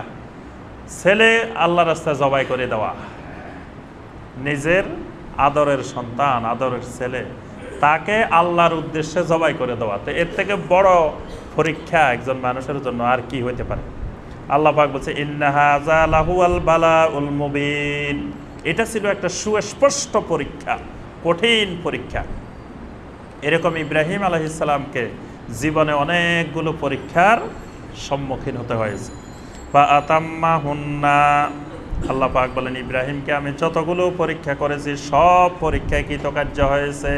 সুবহানাল্লাহ, সকল পরীক্ষায় লেটার মার্কস, সব পরীক্ষায় উত্তীর্ণ। আল্লাহ পাক বলেন ক্বালা ইন্নী জাইলুকা লিন্নাসি ইমামা, আমি তখন ইব্রাহিমকে বললাম ইব্রাহিম আমি তোমাকে কিয়ামত পর্যন্ত যত মানুষ পৃথিবীতে আসবে সমস্ত মানুষের জন্য তোমাকে ইমাম বানাই দিলাম। সুবহানাল্লাহ, তাহলে ইব্রাহিম আলাইহিস সালাম একজন ইমাম। কিসের ইমাম? ইমামুত তাওহীদ, তাওহীদের ইমাম। পৃথিবীতে তাওহীদ কাকে বলে, তাওহীদ কি, এই জিনিসের মূল ইমাম হলেন ইব্রাহিম আলাইহিস সালাম। তো ইব্রাহিম আলাইহিস সালাম মনে করলেন আল্লাহ পাক শুধু আমাকে একা একা ইমাম বানাবে। ওয়ামিন যুররিয়াতি, ইব্রাহিম আলাইহিস সালাম বলেন আল্লাহ আমার বংশধরদেরকেও তুমি ইমাম বানিয়ে দাও। সাথে সাথে দোয়া করলেন। ক্বালা লা ইয়ানালু আহদিজ জালিমিন, আল্লাহ পাক বলেন তোমার বংশের সবাইও ইমাম থাকবে, তবে যারা জালিমিন তারা ইমাম হতে পারবে না। জালিমিনেরা বাপ, জালিমিন মানে যারা গুনাহগার, যারা গুনাহ করবে, যারা পাপী হবে, তারা ইমাম হবে না। ইব্রাহিম আলাইহিস সালাম এখানে দোয়া করলেন কিসের জন্য? সন্তান সন্ততিদেরকে ইমাম বানানোর জন্য। এজন্য আল্লাহ পাক সকল মুমিনকে আল্লাহ পাক দোয়া শিখিয়েছেন, রব্বানা হাবলানা মিন আজওয়াজিনা ওয়া যুররিয়াতিনা কুররাতা আয়ুনিন ওয়াজআলনা লিল মুত্তাকিনা ইমামা। আল্লাহ তুমি আমার স্ত্রী, আমার সন্তান সন্ততিকে আমার চক্ষু শীতলকারী বানিয়ে দাও। অর্থাৎ সন্তান সন্ততির জন্য, পরবর্তী বংশধরের জন্য দোয়া করা, এটাও সুন্নত তরিকা, ইব্রাহিম আলাইহিস সালামের সুন্নার তরিকা। ইব্রাহিম আলাইহিস সালামের সব ছেলেগুলাকে আল্লাহ পাক নবী বানিয়ে দিয়েছেন। ইব্রাহিম আলাইহিস সালামের এক ছেলের নাম ইসমাঈল আলাইহিস সালাম, তিনিও নবী। তিনি কোন জায়গার নবী? তিনি মক্কা মুকাররমার এই এলাকায় তিনি দায়িত্ব পালন করেন। তারপরে ইসহাক আলাইহিস সালাম, ইসহাক আলাইহিস সালাম ইব্রাহিম আলাইহিস সালামের ছেলে, তিনিও নবী। তিনি ওই এলাকায় ফিলিস্তিন ওই অঞ্চলে নবুয়তের দায়িত্ব পালন করেন। ইব্রাহিম আলাইহিস সালামের ভাতিজা, তার নাম কি? লূত আলাইহিস সালাম। তিনি সেই জর্দান, সিরিয়া, লেবানন ওই এলাকায় তিনি নবুয়তের দায়িত্ব পালন করেন। ইয়াকুব আলাইহিস সালাম, ইব্রাহিম আলাইহিস সালামের কি নাতি, তিনিও নবী, ইয়াকুব আলাইহিস সালাম। ইউসুফ আলাইহিস সালাম ইব্রাহিম আলাইহিস সালামের নাতির ছেলে, তিনিও আল্লাহর নবী। মানে আল্লাহ পাক তার যুররিয়াত থেকে, তার বংশধর থেকে অসংখ্য নবী আল্লাহ পাক পাঠিয়েছেন। মুসা আলাইহিস সালাম তার বংশধর, ঈসা আলাইহিস সালাম তার বংশধর, দাউদ আলাইহিস সালাম তার বংশধর, সুলাইমান আলাইহিস সালাম তার বংশধর, এরকম অনেক নবী, জাকারিয়া আলাইহিস সালাম তার বংশধর। অর্থাৎ ইব্রাহিম আলাইহিস সালামের পরে যত নবী এসেছেন এদের অধিকাংশই ইব্রাহিম আলাইহিস সালামের বংশধর। وَإِذْ جَعَلْنَا الْبَيْتَ مَثَابَةً لِلنَّاسِ وَأَمْنًا। আল্লাহ পাক বলেন, হে বনি ইসরাইল, ওই কথাটিকে স্মরণ করো যখন আমি বাইতুল্লাহকে দুনিয়ার মানুষের জন্য আশ্রয়স্থল এবং নিরাপত্তার স্থল বানিয়ে দিলাম। বাইতুল্লাহটা হলো নিরাপত্তার নগরী। এখানে যত বড় অপরাধী হোক, যত বড় খারাপ মানুষ হোক, তার কোনো হদ, তার কোনো শাস্তি, তার কোনো হত্যা এখানে করা যাবে না। এই জন্য আল্লাহ পাক বলতেছেন, এই বাইতুল্লাহকে আমি দুনিয়ার মানুষের জন্য নিরাপদ, একেবারে একটা আশ্রয় কেন্দ্র হিসাবে আমি বানিয়ে দিলাম। ওয়াত্তাখিযু মিন মাকামি ইব্রাহিম মুসাল্লা। মাকামে ইব্রাহিমকে সাহাবায়ে কেরাম মুসাল্লা হিসাবে গ্রহণ করতে একটু দ্বিধা সংকোচ করতেছিলেন, যে এখানে ইব্রাহিম আলাইহিস সালামের পায়ের দুটা ছাপ আছে। এখন এখানে যদি আমি নামাজ পড়ি তো ইব্রাহিমের পায়ে যদি সেজদা হয়ে যায়, আবার শিরক হয়ে গেলে, এই আশঙ্কায় সাহাবায়ে কেরাম মাকামে ইব্রাহিমের ওইদিকে নামাজ পড়তেন না। এই জন্য আল্লাহ পাক আয়াত নাজিল করে দিলেন, ওয়াত্তাখিযু মিন মাকামি ইব্রাহিম মুসাল্লা। মাকামে ইব্রাহিমকেও তোমরা মুসাল্লা হিসাবে গ্রহণ করো। এজন্য এখন তাওয়াফের নামাজ মাকামে ইব্রাহিমে আদায় করা সবচেয়ে উত্তম। বুঝতে পারছেন? তাওয়াফের পরে 2 রাকাত সালাত, এই 2 রাকাত সালাতের সর্বোত্তম জায়গা হলো মাকামে ইব্রাহিম। সেখানে যদি ভিড়ের কারণে জায়গা না পাওয়া যায় তাহলে মসজিদের যে কোনো জায়গায় আদায় করলেই হবে, কিন্তু উত্তম জায়গা হলো মাকামে ইব্রাহিম। অর্থাৎ এখানে আল্লাহ পাক বোঝাতে চাচ্ছেন, তোমরা ইব্রাহিমকেও সাজদা করছো না, ইব্রাহিমের পায়েও সাজদা করতেছো না। তোমাদের সামনে তো বাইতুল্লাহ, কাবা, তোমরা কাবার মালিককে সাজদা করতেছো, কাবাকেও সাজদা করতেছো না। সাজদাটা করতেছো কাকে? হ্যাঁ, ফালিয়াবুদু রাব্ব হাযাল বাইত। এই ঘরের রব যিনি, সে রবের ইবাদত করতেছো তোমরা। وَأَهِدْنَا إِلَى إِبْرَاهِيمَ وَإِسْمَاعِيلَ أَنْ طَهِّرَا بَيْتِيَ لِلطَّائِفِينَ وَالْعَاكِفِينَ وَالرُّكَّعِ السُّجُودِ। রব্বুল আলামিন বলেন, আমি নির্দেশ দিলাম ইব্রাহিম এবং ইসমাইলকে, আন তাহহিরা বাইতি, তোমরা দুইজনে মিলে আমার ঘরকে, বাইতুল্লাহকে পবিত্র করো। বাইতুল্লাহকে পবিত্র করবা। পবিত্র করবে কিভাবে? কি সাবান দিয়ে, তারপরে হুইল পাউডার দিয়ে, ভালো করে ঝাড়ু দিয়ে পরিষ্কার করবে? এই তাহহিরা বাইতিয়া হলো বিতাওহীদ, তাওহীদের মাধ্যমে পরিচ্ছন্নতা। একজন মানুষ, আপনার ভিতরে যদি তাওহীদ না থাকে, আপনি যদি উপরে দিয়ে একেবারে পৃথিবীর সবচেয়ে দামি সাবান দিয়ে ভালো করে গোসল করেন, তাহলে কি আপনি পবিত্র? ইয়া আইয়ুহাল্লাযীনা আমানু ইন্নামাল মুশরিকুনা নাজাসুন। আল্লাহ পাক বলেন, হে ঈমানদারগণ, মুশরিকেরা নাজাস, মুশরিকেরা অপবিত্র। তো মুশরিকেরা কি গোসল করে না? তারপরেও নাপাক কেন? হ্যাঁ, অন্তরে তাওহীদ নাই, অন্তরে শিরক। কারো অন্তরে যদি শিরক থাকে, উনি যত গোসল করুক, যত পবিত্রতা অর্জন করুক, কিন্তু নাপাক, শিরক যদি থাকে। এজন্য ইব্রাহিম আর ইসমাইল আলাইহিমাস সালাম দুজনকে আল্লাহ পাক বললেন, আমার ঘরকে তোমরা পবিত্র করে নাও। কাদের জন্য? লিত্তাইফিন, তাওয়াফকারীদের জন্য। পৃথিবীর একটা মাত্র ঘর যেখানে তাওয়াফ করা হবে। ওয়াল আকিফিন, এতেকাফকারীদের জন্য। তো সুতরাং এতেকাফ শুধু ওই ঘরে না, সারা পৃথিবীর যত বাইতুল্লাহ আছে সব বাইতুল্লাহ এতেকাফ হবে। ওয়ার রুক্কাইস সুজুদ, রুকুকারীদের জন্য, সাজদাকারীদের জন্য। وَإِذْ قَالَ إِبْرَاهِيمُ رَبِّ اجْعَلْ هَذَا بَلَدًا آمِنًا।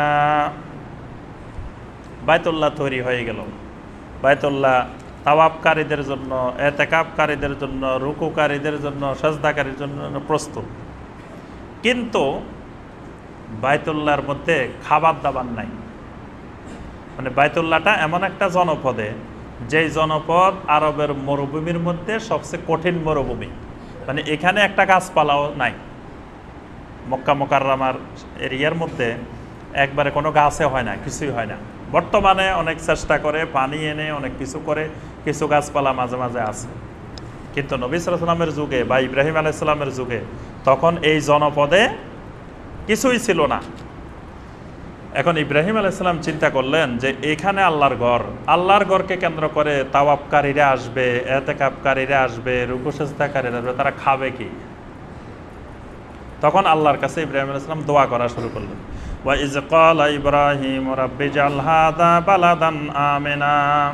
ইব্রাহিম আলাইহিস সালাম বললেন, রব্বুল আলামিন, তোমার এই ঘরটাকে এই যেই জনপদে স্থাপন করা হয়েছে এই জনপদকে তুমি নিরাপদ নগরী বানিয়ে দাও। কারণ এই জনপদে যদি চোর ডাকাতের রাস্তা না থাকে তো পৃথিবীর মানুষেরা এখানে তাওয়াফ করার জন্য আসবে, হজের জন্য আসবে, উমরার জন্য আসবে, তো তারা তো নিরাপত্তা পাবে না। আল্লাহ পাকের কাছে এই জন্য ইব্রাহিম আলাইহিস সালাম প্রথমে দোয়া করলেন, আল্লাহ এই নগরীকে, এই শহরকে তুমি নিরাপদ বানিয়ে দাও।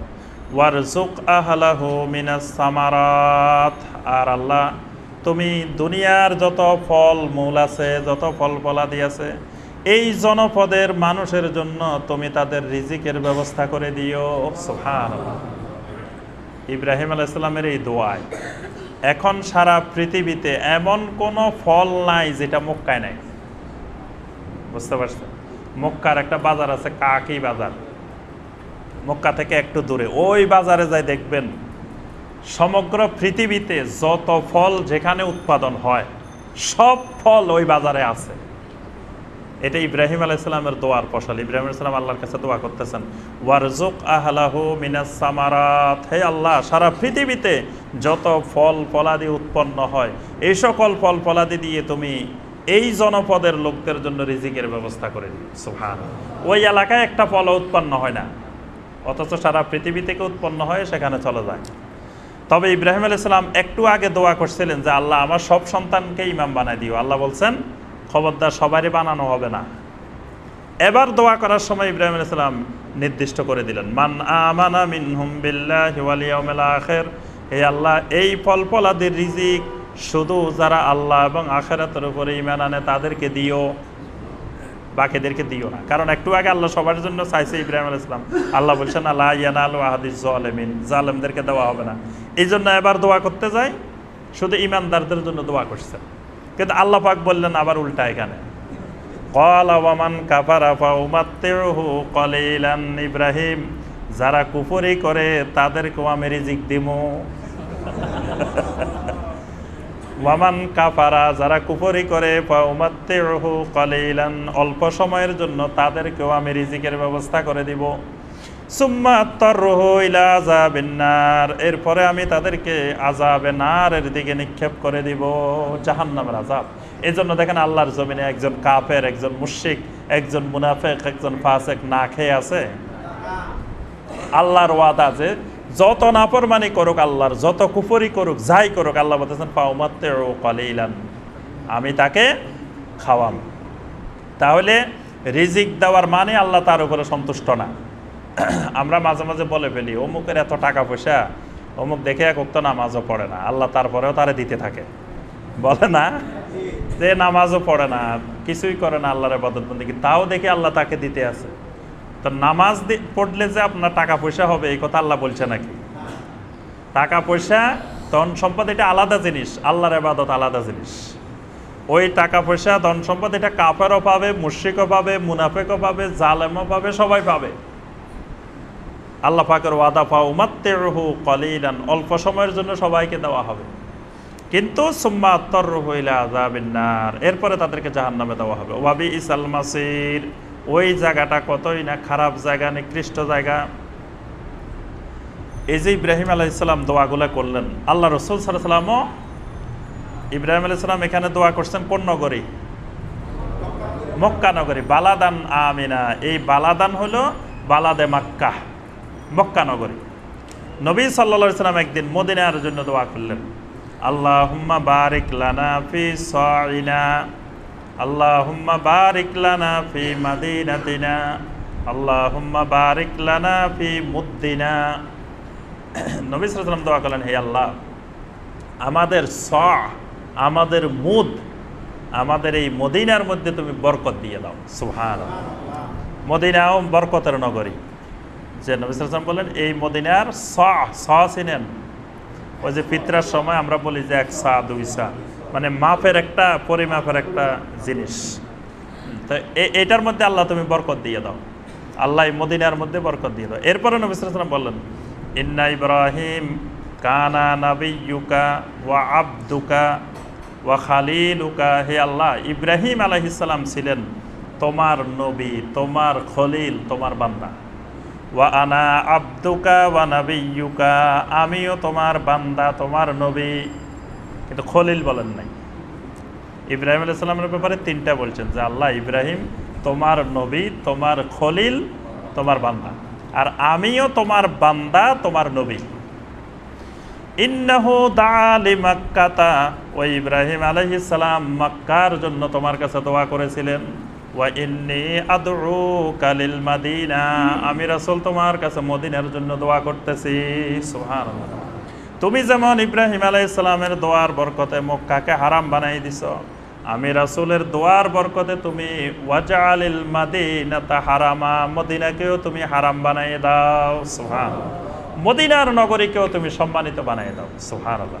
নবী সাল্লাল্লাহু আলাইহি ওয়াসাল্লামের দোয়ার বরকতে মদিনাকেও আল্লাহ পাক হারাম বানিয়ে দিয়েছেন। এই জন্য মক্কাটাও মসজিদে হারাম, মদিনাটাও মসজিদে নববীও মসজিদে হারাম। মদিনারও একটা হারামের সীমানা আছে, হারামের এরিয়া আছে।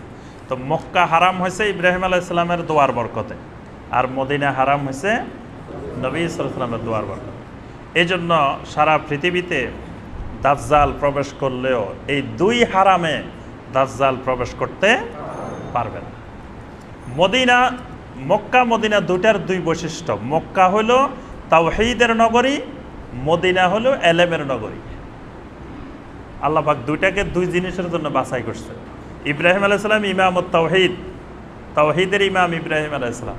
এই জন্য ইব্রাহিম আলাইহিস সালামের দোয়ায় মক্কা হয়ে গেল তাওহীদের নগরী, আর নবী সাল্লাল্লাহু আলাইহি সাল্লাম হইলেন বিশ্বের সকল এলেমের মার্কাজ, এলেমের কেন্দ্র, এলেমের সাগর। এই জন্য মদিনাতে কিয়ামত পর্যন্ত এলেম থাকবে। মদিনার এলেম স্বচ্ছ পবিত্র এলেম থাকবে, ভেজাল এলেম মদিনায় থাকবে না। এই জন্য দেখেন নবী সাল্লাল্লাহু আলাইহি সাল্লামের যুগ থেকে আজ পর্যন্ত সারা দুনিয়াতে বিভিন্ন ফিতনা ঢুকছে, ভেজাল এলেম ঢুকছে, মদিনায় আজ পর্যন্ত ভেজাল এলেম ঢুকে নাই। মদিনার সাহাবায়ে কেরামদের মধ্যে সবচেয়ে বিশুদ্ধ সাহাবী যারা, সবচেয়ে বড় বড় আলেম সাহাবী, মুহাদ্দিস সাহাবী যারা, তারা মদিনায় থাকতেন। তাবেঈদের যুগে সবচেয়ে বড় বড় তাবেঈ যারা, তারা মদিনায় ছিলেন। তাবেঈনদের যুগে ইমাম মালিক কোন জায়গা ছিলেন? মদিনায় ছিলেন। মদিনায় বসে তিনি প্রথম মুয়াত্তা ইমাম মালিক সংকলন করছেন, হাদিসের গ্রন্থ। এর পরবর্তীতেও বড় বড় হাজার হাজার উলামায়ে কেরাম, ফুকাহায়ে কেরাম, মুহাদ্দিসিনে কেরাম এই মদিনার অধিবাসী ছিলেন। এই জন্য আজও মদিনাতে পৃথিবীর সবচেয়ে বড় আলেম মদিনায় আছে। বর্তমান দুনিয়ার সবচেয়ে বড় বড় আলেম যারা, তারা মদিনায় আছেন। মদিনার আলেমদের সোহবতে যদি আমরা সময় দিতে পারি, তাহলে আমরা বুঝতে পারবো যে আলেম কাকে বলে, এলেম কি জিনিস, এটা বুঝে আসবে। এখন বাংলাদেশে ছোট আলেম পাওয়া যায় না, এখন সব বড় আলেম। যদি মদিনার আলেমদের সাথে আমরা যদি কিছু এলেম অর্জন করার সুযোগ হইতো, বা তাদের সাথে বসার সুযোগ হইতো, তখন বাংলাদেশে ছোট আলেমও খুঁজে পাওয়া যেত না। বুঝতে পারছেন? এখন আবার কেউ কেউ মদিনার আলেমকে এখানে বসে বসে গালিগালাজও করে। তো মানে অর্থাৎ তাদের সম্পর্কে না জানার কারণে। আরেকটা সবচেয়ে মূল বিষয় হলো যে মদিনাকে আল্লাহ পাক দাজ্জাল থেকে হেফাজত করবেন। মদিনার মধ্যে কোনো ভেজাল, কোনো শয়তানি তৎপরতা, কোনো ফিতনা মদিনায় ঢুকবে না। তাহলে মদিনার ওলামায়ে কেরামের কেউ যদি ইত্তেবা করে, আজকের দুনিয়ায় যদি মদিনার ওলামায়ে কেরামদের যদি আমরা ইত্তেবা করি, অনুসরণ করি, তাহলে কি আমরা ফিতনাবাজ না বিশুদ্ধবাজ? যদি কেউ ফিতনাবাজ বলে, তাহলে নবী সাল্লাল্লাহু আলাইহি সাল্লামের প্রতি গালি চলে যাবে। মদিনাওয়ালা নবী সাল্লাল্লাহু আলাইহি সাল্লাম যদি বলে যে মদিনাকে যারা ফলো করে, মদিনাকে অনুসরণ করে, এরা সব ফিতনাবাজ, তাহলে অসংখ্য সাহাবাই কেরাম, তাবেঈনে কেরাম, তাবেঈনে কেরাম, নবী সাল্লাল্লাহু আলাইহি ওয়াসাল্লামের যে ভবিষ্যৎবাণী, অসংখ্য হাদিস, এই সবগুলাকে মিথ্যা প্রতিপন্ন হয়ে যাবে। এজন্য সারা পৃথিবীতে ভেজাল ঢুকবে, বিভিন্ন রকমের মতবাদ ঢুকবে, কিন্তু মদিনাকে আল্লাহ পাক বিশুদ্ধ রাখবেন আল্লাহর দ্বীনকে টিকিয়ে রাখার জন্য। এজন্য আমি সকল ভাই বোনকে অনুরোধ করব, যদি আপনি মদিনার ওলামায়ে কেরামদেরকে অনুসরণ করেন, তাহলে আপনি বুঝবেন 100% বর্তমান দুনিয়াতে আপনি হকের উপরে আছেন। এই ব্যাপারে বিন্দুমাত্র কোনো সন্দেহ নেই। অন্য কোনো জায়গার আলেমকে অনুসরণ করে আপনি 100% হকের উপরে আছেন, এটা আপনি নিশ্চিত না। কিন্তু মদিনার ওলামায়ে কেরামকে অনুসরণ করলে 100% হকের উপরে আছেন, এটা আপনি নিশ্চিত। কারণ হলো এটা নবী সাল্লাল্লাহু আলাইহি ওয়াসাল্লামের ভবিষ্যৎবাণী। নবী সাল্লাল্লাহু আলাইহি ওয়াসাল্লাম বলে গেছেন যে মদিনাতে বিশুদ্ধ এলেম থাকবে, মদিনাতে বিশুদ্ধ উলামায়ে কেরাম থাকবে, মদিনার আমল কিয়ামত পর্যন্ত সুন্নাহর উপরে ইস্তেকামত থাকবে। এজন্য ফাজাইলে মদিনার উপরে বুখারীতে দেখবেন একটা চ্যাপ্টার, একটা অধ্যায় আছে শুধু মদিনার ফজিলত, আলাদা হাদিস। মক্কার ফজিলত তো অসংখ্য, যেখানে মসজিদে হারাম, কিন্তু মদিনার যে ফজিলত, এটার উপরে প্রত্যেকটা হাদিসের গ্রন্থে এক একটা অধ্যায় আছে শুধু মদিনার ফজিলত। মদিনার মসজিদে নববীতে প্রতিদিন এক দার্স হয়, ফজরের পরে, জোহরের পরে, আসরের পরে। যারা হজে গেছেন তারা দেখছেন 24 ঘন্টা মসজিদে নববীটাই একটা ইউনিভার্সিটি। মানে মদিনা মানেই শুধু পড়াশোনা, শুধু এলেম আর এলেম। এবং যদি মসজিদে নববীতে আপনি 1 বছর 2 বছর পড়াশোনা করে আসতে পারেন, তাহলে আপনি আলহামদুলিল্লাহ অনেক এলেম আপনি শিখতে পারবেন। ওখানে একবারে কন্টিনিউ দার্স, সারা বছর এটা চলতে থাকে। মসজিদে নববীটাই একটা ইউনিভার্সিটি। আর সেখানে যে বিশুদ্ধ এলেম, সেই এলেমের মধ্যে কোনো ধরনের ফেরকার মিশ্রায়ন নাই, অর্থাৎ শুধুমাত্র কোরআন এবং সুন্নাহর অনুসরণ মদিনাতে। এজন্য আমরা যে কথাটি বলতেছিলাম যে ইব্রাহিম আলাইহিস সালাম দোয়া করছিলেন মক্কা নগরীর জন্য, আর নবী সাল্লাল্লাহু আলাইহি ওয়াসাল্লাম দোয়া করেছেন মদিনার জন্য। وَإِذْ يَرْفَعُ إِبْرَاهِيمُ الْقَوَاعِدَ مِنَ الْبَيْتِ وَإِسْمَاعِيل, ইব্রাহিম আলাইহিস সালাম এবং ইসমাঈল আলাইহিস সালাম দুইজনে যখন বাইতুল্লাহর ভিত্তি, বাইতুল্লাহর ফাউন্ডেশন স্থাপন করলেন, তখন আল্লাহর কাছে দোয়া করলেন, রাব্বানা তাকাব্বাল মিন্না, হে আল্লাহ, হে রব্বুল আলামিন, আমাদেরকে আপনি কবুল করে নেন। সুবহানাল্লাহ। ইন্নাকা আনতাস সামিউল আলিম, আপনি তো হলেন মহা শ্রোতা, মহা জ্ঞানের অধিকারী। সুবহানাল্লাহ। রব্বানা ওয়াজআলনা মুসলিমাইনি লাকা, হে আল্লাহ, আমাদের দুজনকে আপনি মুসলিম বানিয়ে দেন। আল্লাহর নবীও আল্লাহর কাছে দোয়া করতেছেন, আল্লাহ আমাদের দুজনকে আপনি মুসলিম বানিয়ে দেন। মুসলিমাইনি লাকা, আপনার হুকুমের সামনে অনুগত এরকম মুসলিম আমাদেরকে বানিয়ে দেন। ওয়া মিন যুররিয়াতিনা উম্মাতাম মুসলিমাতাল লাক, আমাদের সন্তান সন্ততিদের মধ্য থেকে পরবর্তী বংশধরদের মধ্যেও আপনি উম্মতে মুসলিমা বানিয়ে দেন। ওয়া আরিনা মানাসিকানা, আর আপনার মানাসিকগুলো আমাদেরকে দেখিয়ে দেন। মানাসিক মানে হজের কাজগুলো, মানে কোন কোন জায়গায় গেলে আপনি গুনাহ মাফ করবেন, ইবাদতের স্থান, এগুলো আমাদেরকে দেখাই দেন। যেমন মিনা, আরাফাত, মুজদালিফা, তারপরে আরও যে জামারা, যে যে জায়গাগুলোতে আমরা যাই, আল্লাহর কাছে দোয়া করলেন, ওয়া আরিনা মানাসিকানা, হে আল্লাহ মানাসিকগুলো আমাদেরকে দেখিয়ে দেন। ওয়াতুব আলাইনা, আমাদের তাওবাকে আপনি কবুল করেন। ইন্নাকা আনতাত তাওয়াবুর রহিম, আল্লাহ আপনি হলেন তাওবা কবুলকারী এবং রহিম, মহা দয়াবান। এরপরে ইব্রাহিম আলাইহিস সালাম আর ইসমাঈল আলাইহিস সালাম চিন্তা করলেন যে আল্লাহ, এখানে আল্লাহর একটা ঘর আছে, তাওহীদ আমরা প্রতিষ্ঠা করলাম, কিন্তু এই তাওহীদের রক্ষণাবেক্ষণকারী কোনো নবী রাসূল যদি এখানে না আসে, তাহলে তো এই জনপদের লোকেরা আবার মুশরিক হয়ে যাবে। এই জন্য আল্লাহর কাছে দোয়া করলেন, আল্লাহ এই জনপদে একজন রাসূল পাঠিয়ে দিও, এই জনপদে তুমি একজন রাসূল আল্লাহ তুমি পাঠিয়ে দিও। একজন রাসূলের জন্য দোয়া করলেন। রব্বানা ওয়াবআস ফীহিম রাসূলা, রব্বুল আলামিন এই জনপদে, এই মক্কা নগরীতে, এই মানুষের মধ্য থেকে ওয়াবআস রাসূলা, একজন রাসূল তুমি পাঠিয়ে দাও। আল্লাহ তুমি একজন রাসূল পাঠিয়ে দাও। এই রাসূলটাকে মুহাম্মদ রাসূলুল্লাহ সাল্লাল্লাহু আলাইহি ওয়াসাল্লাম। ইয়াতলু আলাইহিম আয়াতিকা, যে রাসূল এসে তোমার আয়াতগুলোকে মানুষের সামনে তেলাওয়াত করবেন। রাসূলের এক নম্বর কাজ হলো যে আপনার আয়াতগুলোকে দুনিয়ার মানুষের সামনে তেলাওয়াত করবেন। তাহলে তেলাওয়াত করবেন কি? একটু আগে আমরা তেলাওয়াতের অর্থ বলছি, মানে বুঝাই দিবেন মানুষদেরকে, আপনার আয়াতগুলো বুঝিয়ে দিবেন। ওয়া ইউআল্লিমুহুমুল কিতাব, আর দুনিয়ার মানুষদেরকে কিতাব শিক্ষা দিবেন। কিতাবের তালিম দিবেন। কিতাব মানে কোরআন, কোরআনে কারিমের শিক্ষা দিবেন দুনিয়ার মানুষদেরকে। ওয়াল হিকমা, আর হিকমা শিখাবেন। নবী সাল্লাল্লাহু আলাইহি ওয়াসাল্লাম দুটা জিনিস শিখাবেন, একটা কিতাব শিখাবেন আর একটা হিকমা শিখাবেন। হিকমাটা কি? as-সুন্নাহ, সুন্নাহ শিখাবেন। ওয়া ইউযাক্কিহিম, দুনিয়ার মানুষদেরকে তাজকিয়া করবেন। তাজকিয়া মানে কি? পরিশুদ্ধি করবেন, মানে মানুষের চিন্তা চেতনা, আকীদা, বিশ্বাস, আমল সব কিছুতে পরিশুদ্ধি আনবেন। ইন্নাকা আনতাল আজিজুল হাকীম, আপনি তো হলেন মহা পবিত্র এবং মহাপ্রজ্ঞাবান। আপনি হলেন আজিজ, আপনি হলেন মহাপরাক্রমশালী, আপনি হলেন হাকিম, মহা হিকমতের অধিকারী। ওয়ামান ইয়ারগাবু আন মিল্লাতি ইব্রাহিম ইল্লা মান সাফিহা নাফসা, রব্বুল আলামিন বলেন মিল্লাতে ইব্রাহিম থেকে মুখ পেরিয়ে নিতে পারে আর কে? যে নিজেকে বোকা বানিয়ে নিয়েছে। মানে বোকা মানুষ ছাড়া আর কেউ তো মিল্লাতে ইব্রাহিম থেকে ফিরে আসতে পারে না। ওয়ালাকাদ ইসতাফাইনাহু ফিদ দুনিয়া, দুনিয়ার জন্য আমি ইব্রাহিম আলাইহিস সালামকে মনোনীত করেছিলাম। ওয়া ইন্নাহু ফিল আখিরাতি লামিনাস সালিহিন, আখিরাতেও ইব্রাহিম সালেহিনদের অন্তর্ভুক্ত হবে।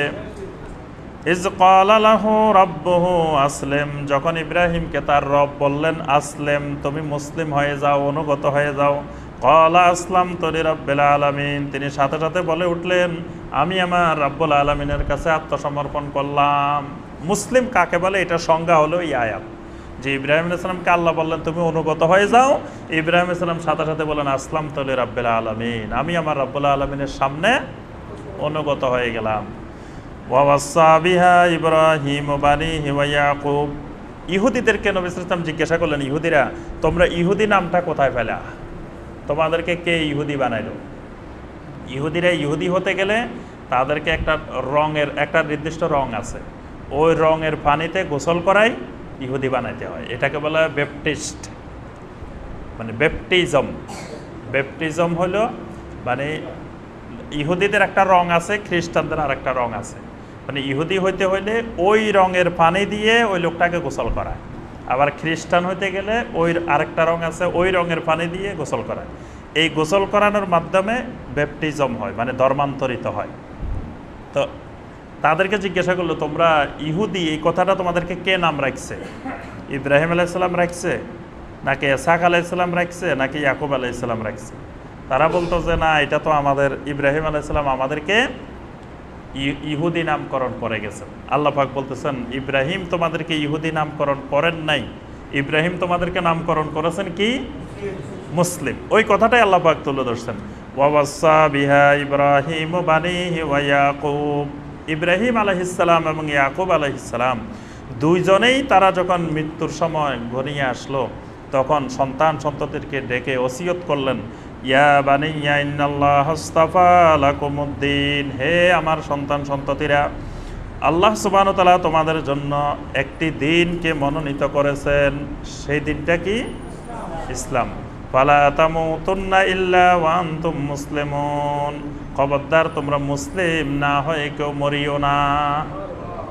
সকল আম্বিয়া আলাইহিমুস সালাম, সকল নবী রাসূল এই ওসিয়তটা করেছেন যে খবরদার লা তামুতুন্না ইল্লা ওয়া আনতুম মুসলিমুন, তোমরা মুসলিম না হয়ে মৃত্যুবরণ করিও না। আল্লাহ পাক আমাদের সবাইকে কোরআনে কারীমের এই আয়াতগুলোর আলোকে আমল করার তৌফিক দান করুন। আল্লাহ পাক আমাদের সবাইকে ইব্রাহিম আলাইহিস সালামের মতো, ইয়াকুব আলাইহিস সালামের মতো, তাদের সন্তান সন্ততিদের মতো, সাহাবায়ে কেরামের মতো মুসলিম হওয়ার আমাদেরকে তৌফিক দান করুন। আমিন ইয়া রাব্বাল আলামিন। সুবহানাকা আল্লাহুম্মা বিহামদিকা আশহাদু আল্লা ইলাহা ইল্লা আনতা আস্তাগফিরুকা ওয়া আতুবু ইলাইক।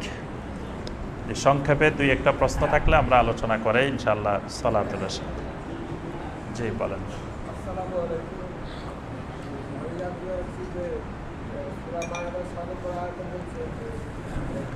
আপনারা বসেন, বাইরে যাচ্ছেন কেন? অজু করলে তাড়াতাড়ি অজু করে চলে আসেন। সবার জন্য আজকে একটু নাস্তার ব্যবস্থা আছে। আমাদের কোন ভাই আনছেন এই নাস্তাটা? হ্যাঁ, ও উনি আসেন নাই। কি নাম ভাইয়ের? রফিক ভাই। রফিক ভাই মানে হ্যাঁ, ও নাসিয়া নিবাসের। ও জি, আমাদের এই যে নাসিয়া নিবাসের অধিবাসী রফিকুল ইসলাম ভাই, তিনি আজকে আমাদের জন্য এই মিষ্টির ব্যবস্থা করেছেন। যে এটা তাফসিরের মহব্বতে, কোরআনের মহব্বতে, যে যারা কোরআন শুনতে আসেন তাদেরকে উনি একটু খাওয়াতে চাচ্ছেন। আল্লাহ পাক তার এই মেহমানদারিকে আল্লাহ পাক কবুল করুন, সকলে বলে আমিন। আল্লাহ পাক তাকে কোরআনের খাদেম বানিয়ে দিন, কোরআনের ইত্তেবাকারী, কোরআনের আমলকারী বানিয়ে দিন। তার পরিবার পরিজন সবাইকে আল্লাহ পাক কোরআনের অনুসারী বানিয়ে দিন। জি বলেন ভাই বলেন। সংক্ষেপে সূরা আল মায়েদা 6 নম্বর আয়াতে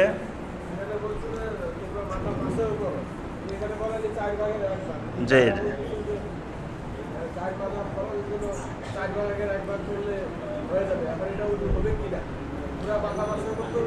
জি জি আলহামদুলিল্লাহ। ভাই জানতে চেয়েছেন যে মাথা মাছের ব্যাপারে আল্লাহ পাক সূরা আল মায়েদার 6 নম্বর আয়াতে আল্লাহ পাক বলছেন ওয়ামসাহু বিরুউসিকুম, তোমাদের মাথাকে মাসে করো। এখানে আল্লাহ সুবহানাহু ওয়া তাআলা মাথা নির্দিষ্ট করেন নাই যে কতটুকু মাসে করতে হবে। তো সেখানে দেখা যায় যে আমরা বলতেছি যে মাথা 4 ভাগের 1 ভাগ মাসে করা ফরজ। এটা কতটুকু যুক্তিসঙ্গত? এটার বিষয় হলো আল্লাহ পাক কোরআনে কারিমে কোনো অংশকে নির্দিষ্ট করেন নাই, কিন্তু একটা হাদিস আছে, ওই হাদিসে মাথা মাসের ব্যাপারে আসছে নবী সাল্লাল্লাহু আলাইহি সাল্লাম মাথার নাসিয়া অর্থাৎ সামনের অংশকে মাসে করেছেন। এই হাদিসের ভিত্তিতে ভাই আমরা কথাবার্তা না বলে আস্তে আস্তে দিতে থাকি। তো নাসিয়া মাসে করেছেন মানে মাথার 1/4 মাসে করেছেন। এই হাদিসের ভিত্তিতে মাথা 4 ভাগের 1 ভাগ মাসে করাকে ফরজ বলছেন কোনো ফকি বলছেন। এটা একতলাফি মাসাইল, শুধু হানাফি মাযহাবের ফকিদের মত হলো 4 ভাগের 1 ভাগ, তাও সব ফকিদের মত না, কোনো ফকির মত। আর অন্য মাযহাবের সকল ফকিদের মত হলো যে পুরা মাথায় মাসে করা ফরজ, যেহেতু আল্লাহ সুবহানাহু ওয়া তাআলা মাথার অংশ নির্দিষ্ট করেন নাই। আল্লাহ পাক বলছে ওয়ামসাহু বিরুউসিকুম। এই জন্য দুইটা মতের মধ্যে মানে পরিপূর্ণ মাথা মাসে করা এই মতটাই সহি, পুরা মাথাটাই মাসে করা। তবে হানাফি ওলামায়ে কেরামও বলছেন যে যদিও ফরজ 4 ভাগের 1 ভাগ, কিন্তু পূর্ণ মাথা মাসে করাটাই উত্তম, পুরা মাথা মাসে করাটাই মুস্তাহাব বলছেন, কিন্তু পুরা মাথাটাই মাসে করতে হবে, এটাই যুক্তিযুক্ত কথা। জি ভাই।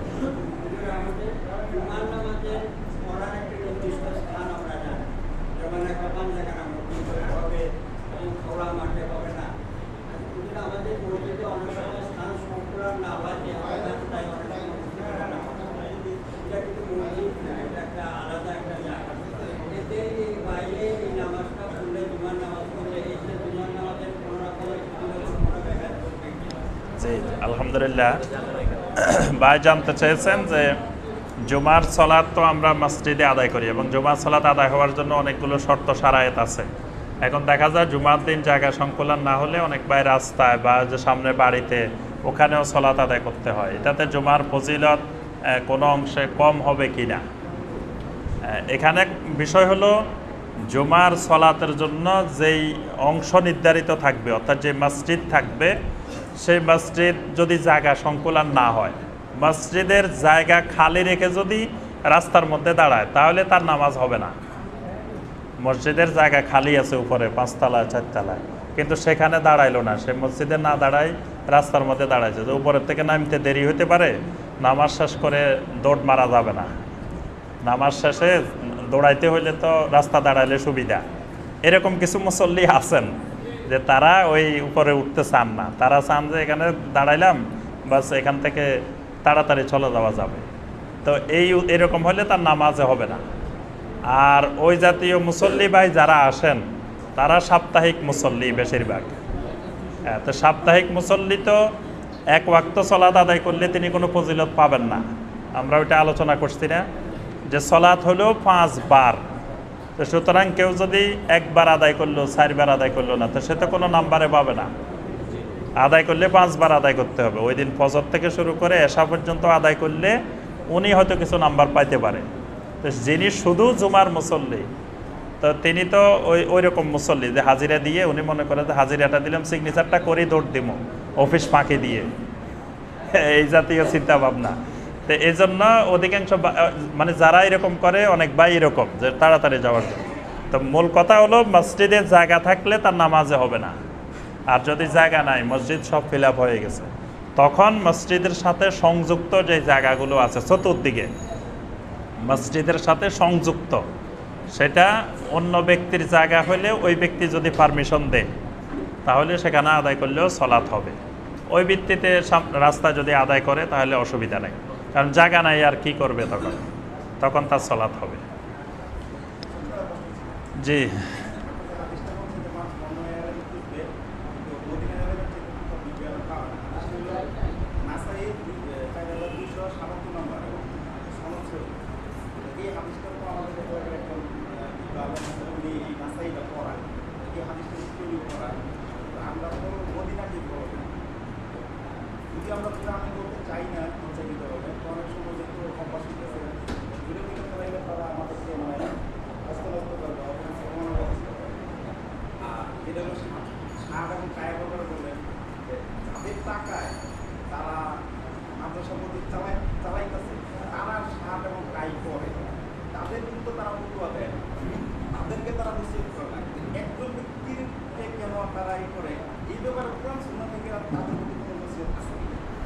আলহামদুলিল্লাহ ভাই, দুটি জিনিস জানতে চাইছেন। প্রথম বিষয় হলো যে মদিনাকে অনুসরণ করা, মদিনাতে যে হক বিদ্যমান থাকবে, এটা তো সহিহ হাদিস দ্বারা, শুধু নাসাই না, এটা বুখারীতে তো একটা অধ্যায় আছে বাবু ফাদাইলুল মদিনা, মদিনার ফজিলত সংক্রান্ত হাদিস সমূহ। তো নাসাইতে যে হাদিস, তো ভাই জানতে চাইছেন যে এই হাদিস তো সহিহ, এবং ওলামায়ে কেরাম আমাদের দেশে নাসাই পড়াইতেছেন, এই হাদিসও পড়াইতেছেন, তারপরেও দেখা যায় যে তারা আবার সেটাকে মানতে চান না। মদিনাতে তো মসজিদে নববীতে আমিন সশব্দেই বলেন। তো মসজিদে নববীর ওই মদিনার আলেমদের আমল যদি বাংলাদেশে কেউ করে তাহলে তারটা সহি হবে না কেন, এটা জানতে চাইছেন।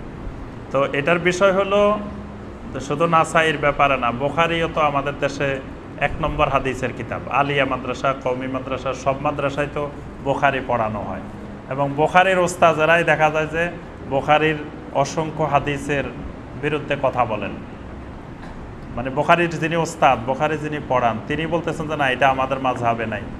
তাহলে বোঝা গেল বুখারীর হাদিসগুলো 4 ভাগে বিভক্ত, কিছু হানাফি মাযহাবের জন্য, কিছু শাফি মাযহাবের জন্য, কিছু মালিকি মাযহাবের জন্য, কিছু হাম্বলি মাযহাব। 4 ভাগে ভাগ করে নেওয়ার পরে যদি কিছু থাকে সেগুলো সাধারণ মুসলমানের জন্য।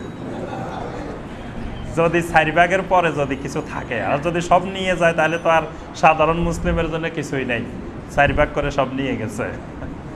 তো এটা আমরা বলে লাভ নাই, এটা আল্লাহ পাক সবাইকে বোঝার তৌফিক দিক। আর দ্বিতীয় বিষয়টা হলো যেটা বলছেন,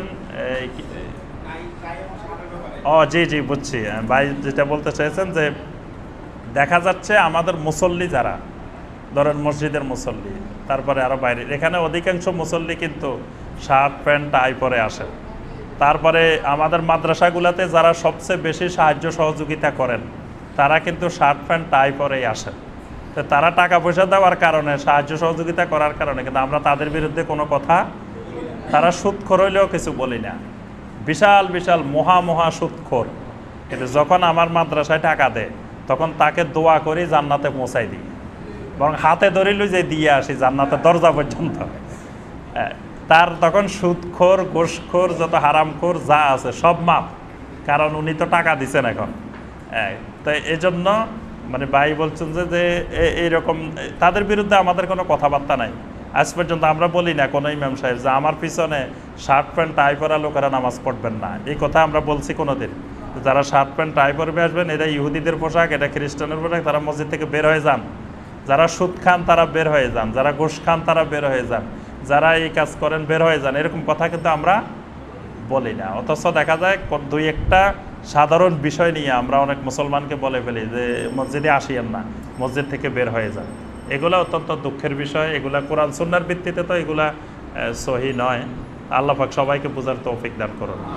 সুবহানাকাল্লাহুম্মা বিহামদিকা আশহাদু আল্লা ইলাহা ইল্লা আনতা আস্তাগফিরুকা।